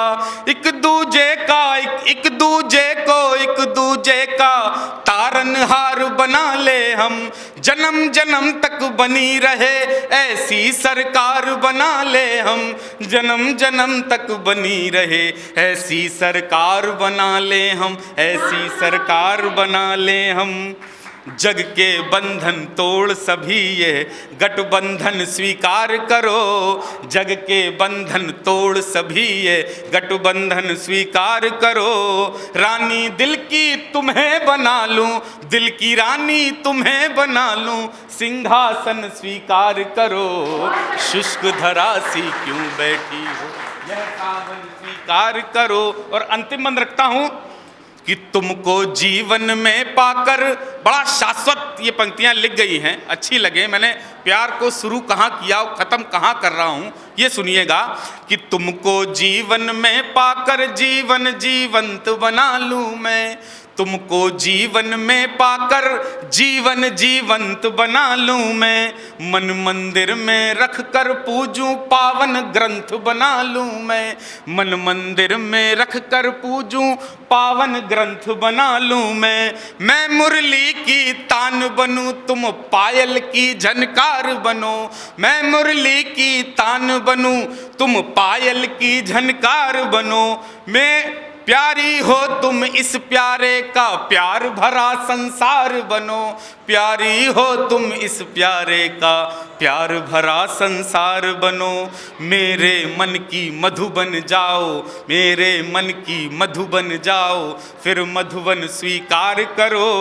गोकुल बरसाने से बोले, गोकुल बरसाने से बोले, वृंदावन स्वीकार करो। शुष्क धरा सी क्यों बैठी हो, यह सावन स्वीकार करो। तन मन महक उठेगा सारा, तन मन महक उठेगा सारा, यह चंदन स्वीकार करो। शुष्क धरा सी क्यों बैठी हो। कर्नल साहब, अच्छा कर्नल साहब यहाँ पर बैठे हैं। मैं एक बहुत छोटा सा गीत मैंने देश के नाम पर लिखा था, मैं एक बंद गीत का सिर्फ एक बंद पढ़ूंगा, आपको अच्छा लगे तो मुझे आशीर्वाद दीजिएगा। मैं आपके चरणों में ये बंद रखता हूँ। किशोर कितना, ये मैंने माँ भारती की आरती लिखी थी, मैं पहला बंद आपके चरणों में रखता हूँ, फिर इसके बाद स्थान लेता हूँ। किशोर कितना भी हो गुनगुनाते रहें, शोर कितन, और आपको ये लगे, मैं इसलिए पढ़ना चाहता हूँ कि आपको ये लगे मैंने प्यार के अलावा देश प्रेम में भी लिखा है। मैं देश प्रेम भी लिख सकता हूँ, मैं आपको सुनाना चाहता हूँ, रखता हूँ आपके। किशोर कितना भी हो गुनगुनाते रहें, शोर कितना भी हो गुनगुनाते रहें, फर्ज मिट्टी की खातिर निभाते रहें। आओ गंगा से यमुना मिलाते रहें, आओ गंगा से यमुना मिलाते रहें, सरजमी के लिए सर झुकाते रहें, सरजमी के लिए सर झुकाते रहें, दोनों हाथों को ऊपर उठाते रहें, दोनों हाथों को ऊपर उठाते रहें कि जय जय जय अपने भारत की जय, जय जय जय भारत माता की जय। हाँ जय जय जय अपने भारत की जय, जय जय जय भारत माता की जय। अंतिम बंद पढ़ता हूँ इसका और आपके चरणों में यह बंद रखा हूँ। आप इनको देखिए, इनके उस प्रताप को सुनिए जो मैं कहना चाहता हूँ कि जिनकी सरहद पे बस निगहबानी रही, जिनकी सरहद पे बस निगहबानी रही, देश की राह में सब जवानी रही, देश की राह में सब जवानी रही, और गुमनाम जिनकी कहानी रही, और गुमनाम जिनकी कहानी रही, मौन जिनके लिए राजधानी रही, मौन जिनके लिए राजधानी रही, वर्दियां खून से जो सनी ही रही, वर्दियां खून से जो सनी ही रही, आंख दुश्मन पे फिर भी तनी ही रही, आंख दुश्मन पे फिर भी तनी ही रही, बिन पढ़ी घर से आई वो बाती रही, बिन पढ़ी घर से आई वो बाती रही, भारती माँ जिन्हें याद आती रही, भारती माँ जिन्हें याद आती रही, कि जय जय जय उन मुरीदों की जय, जय जय जय उन शहीदों की जय। हाँ जय जय जय उन मुरीदों की जय, जय जय जय उन शहीदों। बहुत बहुत धन्यवाद, बहुत बहुत। अपने गीत की 2 पंक्तियां याद आती हैं मुझे कि कुछ घाव मृदुल कंकड़ियों से, कुछ घाव मृदुल कंकड़ियों से, कुछ घाव घनेरे प्रस्तर से। कुछ घाव पहाड़ जैसे बड़े होते हैं, पत्थरों जैसे बड़े होते हैं, लेकिन जो कंकड़ियों के घाव हैं वो हृदय में जो जगह छोड़ जाते हैं।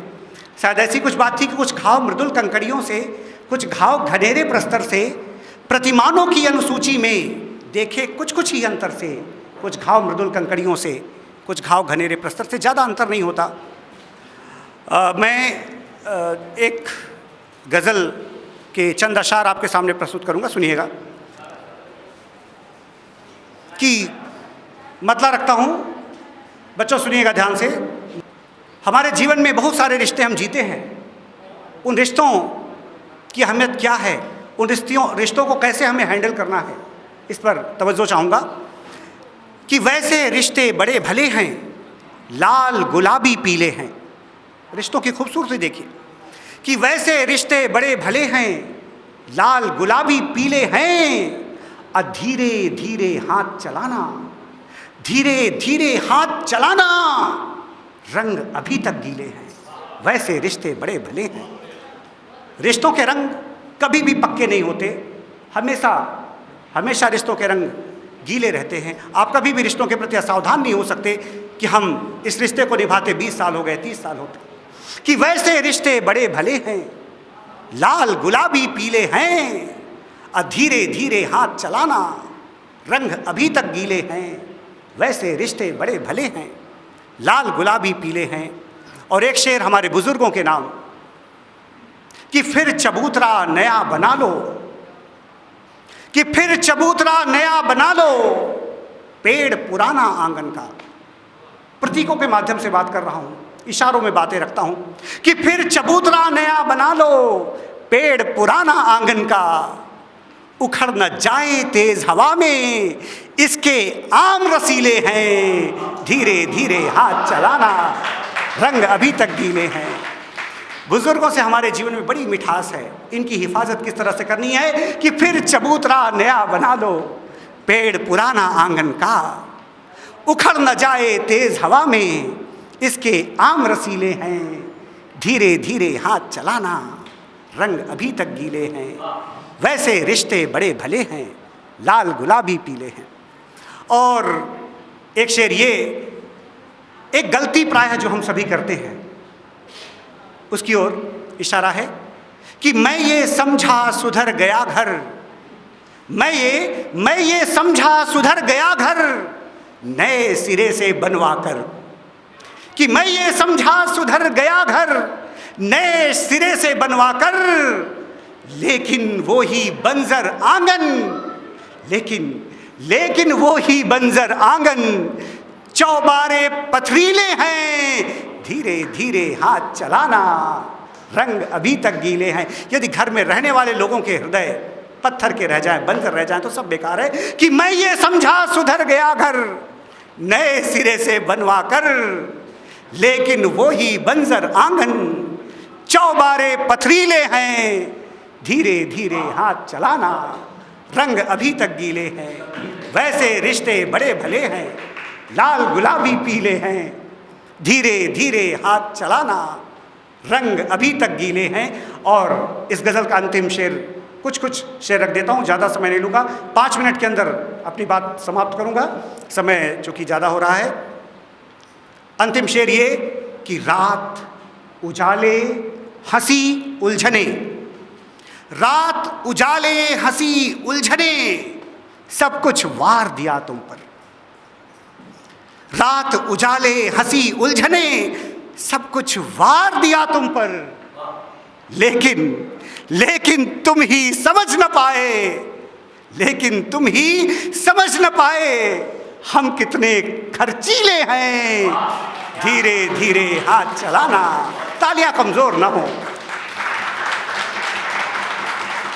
लोग प्रायः कह देते हैं जिनके लिए सब कुछ करो कि मेरे लिए किया क्या है, तो रात उजाले हंसी उलझने सब कुछ वार दिया तुम पर, लेकिन तुम ही समझ न पाए।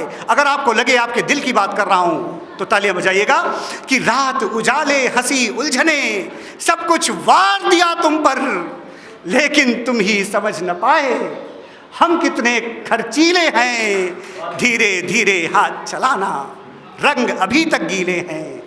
वैसे रिश्ते बड़े भले हैं, लाल गुलाबी पीले हैं, धीरे धीरे हाथ चलाना रंग अभी तक गीले हैं। और एक गज़ल जो कि अभी तक मैंने कभी मंचों पर नहीं पढ़ी, पहली बार आपके सामने रख रहा हूँ। ये गज़ल, इसका मतला एक देश के, हमारे देश के एक बहुत बड़े गज़लकार हैं, बहुत सीनियर गज़लकार हैं, आदरणीय अलंकार जी। उन्होंने मुझे एक मिसरा दिया, कहा इस पर दुबे जी कुछ लिखिए। तो उस मिसरे से प्रभावित है इसका मतला, सुनिएगा कि दस्त में शोले थमा वो पूछता तासीर है। दस्त कहते हैं हाथ को, दस्ताने पहनते हैं हम, तो दस्त में शोले थमा वो पूछता तासीर है कि वक्त की दस्त में शोले थमा वो पूछता तासीर है, वक्त की जादूगरी की क्या अजब तस्वीर है। कि दस्त में शोले थमा वो पूछता तासीर है, वक्त की जादूगरी की क्या अजब तस्वीर है। और एक शेर कि तल्ख तेवर तंज तीखे और ये रुस्वाइयाँ, रुस्वाई कहते हैं बदनामी को, कि तल्ख तेवर तंज तीखे और ये रुस्वाइयाँ, क्या पता था घर मेरे इतनी बड़ी जागीर है।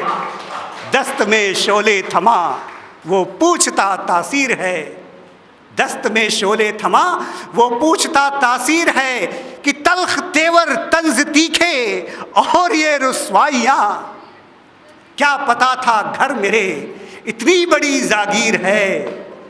दस्त में शोले थमा वो पूछता तासीर है। और एक शेर ये कि एक नई उम्मीद सहमी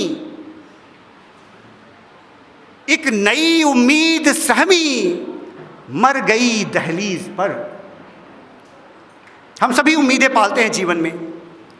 उम्मीदें किस तरह टूटती हैं कि एक नई उम्मीद सहमी मर गई दहलीज पर। पत्थरों ने जब कहा मिटती नहीं तहरीर है, दस्त में शोले थमा वो पूछता। तहरीर कहते हैं लिखे हुए को, लिखावट को। बच्चों के लिए बता दूं कि एक नई उम्मीद सहमी मर गई दहलीज पर, पत्थरों ने जब कहा मिटती नहीं तहरीर है, दस्त में शोले थमा वो पूछता तासीर है, वक्त की जादूगरी की क्या अजब तस्वीर है। और अंतिम शेर आपके सामने रखता हूं और अपनी जगह लेता हूं कि रेत मुट्ठी में लिए, रेत मुट्ठी में लिए चलते रहे ताउम्र हम, कि रेत मुट्ठी में लिए चलते रहे ताउम्र हम, और ये कहते रहे रेत मुट्ठी में लिए चलते रहे ताउम्र हम, और ये कहते रहे फूटी हुई तकदीर है, दस्त में शोले थमा वो पूछता तासीर है, वक्त की जादूगरी की क्या अजब तस्वीर है,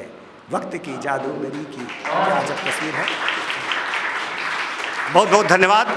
चाहता हूं कि बहन शिखा जी ने जो यहाँ पर बेहतरीन काव्य पाठ हुआ उसकी एक वानगी हम फिर से देखें, उनके लिए एक बार मैं बड़े सम्मान के साथ शिखा जी को आमंत्रित करता हूं मंच पर आएँ और कुछ सुना दें। और मैं पंक्तियाँ निवेदित करती हूँ और एक बहुत छोटी सी भूमिका रखती हूँ, अपनी कविता की भूमिका रखती हूँ कि मेरी कविता के जो राम है वो मानवीय राम है, आपकी और हमारी तरह। जिस तरह से आपको दुख होता है, आपको तकलीफ़ होती है, उसी तरह से मेरी कविता के राम को भी तकलीफ़ होती है, दुख होता है, उनके मन में गुस्सा आता है, उनके मन में क्षोभ भरता है, परंतु वे मर्यादा पुरुषोत्तम राम क्यों कहलाते हैं। और जिस तरह से उन्होंने एक मानव जन्म लिया है, मानव योनि में जन्म लिया है, वो इस मानवीय बाधा से पार पा करके मर्यादा पुरुषोत्तम राम क्यों कहलाते हैं, उनको ये उपाधि क्यों दी गई है, वो घटनाक्रम मैं आप सबके समक्ष रखती हूँ कि दैव शक्ति पर मानव भय का अंधकार गहराया है, महाकष्ट से आज प्रभु का अंतस मन भर आया है, इस संसार को जिसने भवसागर के पार उतारा है, देखो देखो कैसे राम वही इस मनुज रूप से हारा है। अनुज वधू और माता को अब क्या मैं उत्तर दूंगा, और प्राण प्रिया और भाई बिन के जीकर मैं कर लूंगा। अब स्वयं प्रभु होते हुए प्रभु से क्या कहते हैं कि हे प्रभु नष्ट हो कष्ट सभी, कुछ तो उपचार करो तुम, और नहीं यदि ये कर सकते तो मेरे प्राण हरो तुम, नहीं यदि ये कर सकते तो मेरे प्राण हरो तुम। जगत पिता ने जगत पिता से अपनी व्यथा कही थी, आज प्रभु के नैनों से मानव की पीर बही थी, आज प्रभु के नैनों से मानव की पीर बही थी। तभी अचानक प्रभु श्री राम को एक स्मरण आता है कि अरे मैं तो श्री हरि विष्णु का अवतार हूँ, वो श्री हरि विष्णु जिन्होंने संसार के कल्याण के लिए इतने बड़े बड़े काम किए हैं, फिर मैं रावण को क्यों नहीं हरा पा रहा हूँ। राम जी स्वयं से प्रश्न करते हैं कि मैं रावण को क्यों नहीं हरा पा रहा हूँ। रावण तो अपराजय भी नहीं है, उसे सहस्त्रबाहु हरा चुका है, उसे बाली हरा चुका है, फिर मैं रावण को क्यों नहीं हरा पा रहा हूँ। तब वे अपने श्री हरि विष्णु रूप को याद करते हुए जो पंक्तियाँ कहते हैं, वो पंक्तियाँ मैं आप सबके समक्ष रखती हूँ, आप सभी का ध्यान चाहती हूँ। जो धारे है कांधे को दंड आभा, जिसकी विस्तृत प्रचंड जो रहा सर्वथा रण विजय, मृत्यु के मध्य जो मृत्युंजय, अरिकंपित हो जिसके समक्ष महनीय शौर्य, जिसके है वक्ष जो अविनाशी घट घटवासी है, पूर्ण सत्य नहीं आभासी, जिसका हर शब्द वीरता हो वह ऐसी भाषा का भाषी है, चतुर्भुजी करुणावतार है अंतहीन, जिसका प्रसार जिसका अकाटे हर प्रहार मधुकै टबका करता सना, जिससे पोषित होती धरा कल्याण भाव, जिसमें भरा देवासुर रण में जो खड़ा देवों की जय पर जो अड़ा, मैं महाकाल का भक्त सदा माँ शक्ति का ही पुजारी हूँ, सृष्टि में जो वंदित सबसे मैं वही विष्णु अवतारी हूँ, मत्स्य कूर्म वाराह नरसिंह वामन और परशुराम हूँ मैं, है अवतार सातवां जो धरती पर वो श्री राम हूँ मैं।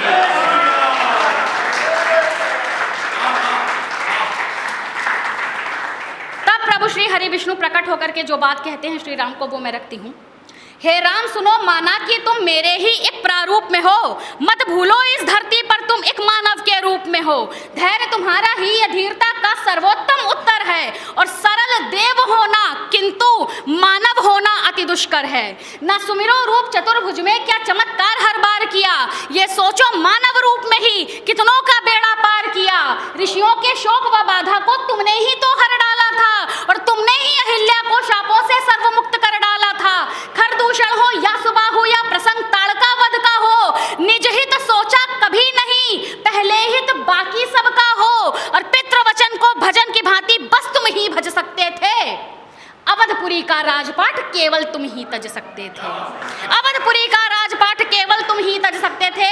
और दो पंक्तियां रखती हूँ आप सबके संकट के समय के जो समाधान की पंक्तियां हैं वो रखती हूँ। और याद कीजिएगा जब आप किसी समस्या किसी संकट में गिर जाए तो प्रभु श्री हरि विष्णु ने राम जी को क्या कहा था, वो पंक्तियां रखती हूँ कि तुम कर सकते हो, उठो और अभ्यास करो, जो अभीष्ट वस्तु उसको पाने का पूर्ण प्रयास करो, और विजय वरद मां शक्ति का, ना हार से पहले हारो तुम, और शस्त्र उठाकर युद्ध करो और शत्रु को संहारो तुम, शस्त्र उठाकर युद्ध करो और शत्रु को संहारो तुम। नयन अवनयन ना करना, उन्नत सदैव ही भाल करो, और त्यागो तत्व सौम्यता का और रूप महाविकराल धरो, त्यागो तत्व सौम्यता का और रूप महाविकराल धरो।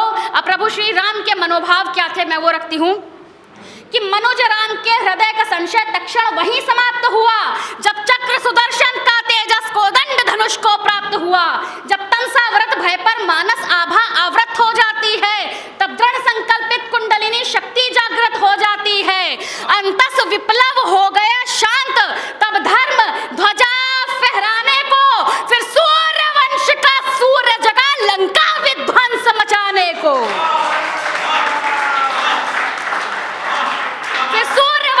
सूर्य जगा लंका विध्वंस मचाने को। श्रेष्ठ पति भाई बेटे का प्रतिपल ही प्रतिमान गढ़ा, और राघव के नेतृत्व कुशल से उनका जग में मान बढ़ा। हर हर महादेव, हर हर महादेव नारों ने रणसारा गुंजार किया, और बाढ़ चढ़ा जब प्रत्यंचा पर नभ भेदी हुंकार किया, बाढ़ चढ़ा जब प्रत्यंचा पर नभ भेदी हुंकार किया। राघव दल से दानव सेना तृणमयी होती जाती थी, और रावण की स्वर्णिम लंका भी मृणमयी होती जाती थी। अवध सूर्य का तेज युद्ध में आज दिखाई देता था, और राघव का हर सेनानी यमराज दिखाई देता था, राघव का हर सेनानी यमराज दिखाई देता था। धर्म विजित हो सदा ही ये संज्ञान बनाए रखना था। रघुवंशी प्राण प्रतिष्ठा, सीता जी, रघुवंशी प्राण प्रतिष्ठा का सम्मान बनाए रखना था। शौर्य कथानक को जैसे रणचंडी बाँच रही थी, और राघव के शरचापों पर खुद मृत्यु नाच रही थी, राघव के शरचापों पर खुद मृत्यु नाच रही थी। सूर्य वंश हिमराज धर्म की खातिर अड़ा हुआ था, और दशानन अब राघव के सम्मुख खड़ा हुआ था, और दशानन अब राघव के सम्मुख खड़ा हुआ था। सावधान सावधान शत्रु कहकर एक दूजे को ललकारा था, अवश्य अंत ने किसी एक के उसको आज पुकारा था। इतिहास बना उसका जिसने अन्याय पर प्रतिघात किया, यही सोचकर इंद्र विभीषण ने राघव का साथ दिया। विभीषण ने कैसे साथ दिया आप सभी जानते हैं।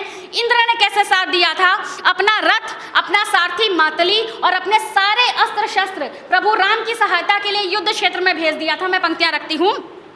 इतिहास बना उसका जिसने अन्याय पर प्रतिघात किया, यही सोचकर इंद्र विभीषण ने राघव का साथ दिया, और लक्ष्य साध रावण की ग्रीवा पर राघव ने वार दिया, और धड़ से शीश विच्छिन्न किया। ये उपक्रम बारंबार किया।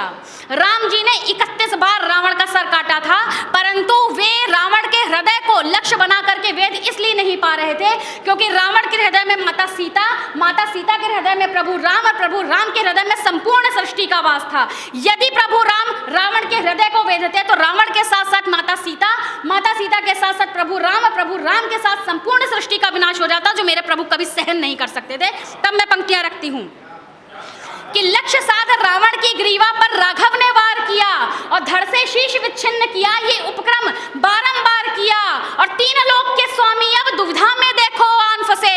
रावण के हृदय में सीता, और सीता के हृदय में राम बसे। निखिल विश्व का राम हृदय बिन कोई भी उद्भव न था, और कष्ट विश्व को राम से हो ये जीते जी संभव न था। कष्ट विश्व को राम से हो ये जीते जी संभव न था। अब राम जी ने किया क्या कि सिया छवि धुंधलाने को रावण नाभि को छेद दिया, फिर उठा ब्रह्मास्त्र राम ने हृदय दशानन भेद दिया, फिर उठा ब्रह्मास्त्र राम ने हृदय दशानन भेद दिया, और भस्म किया ना दृष्टि मात्र से, अस्त्र शस्त्र से मारा था। स्पर्शित नीच नराधम को भवसागर पार उतारा था, और राम नाम से आलोकित संपूर्ण धरा आकाश हुआ, और धर्म हुआ फिर स्थापित था, और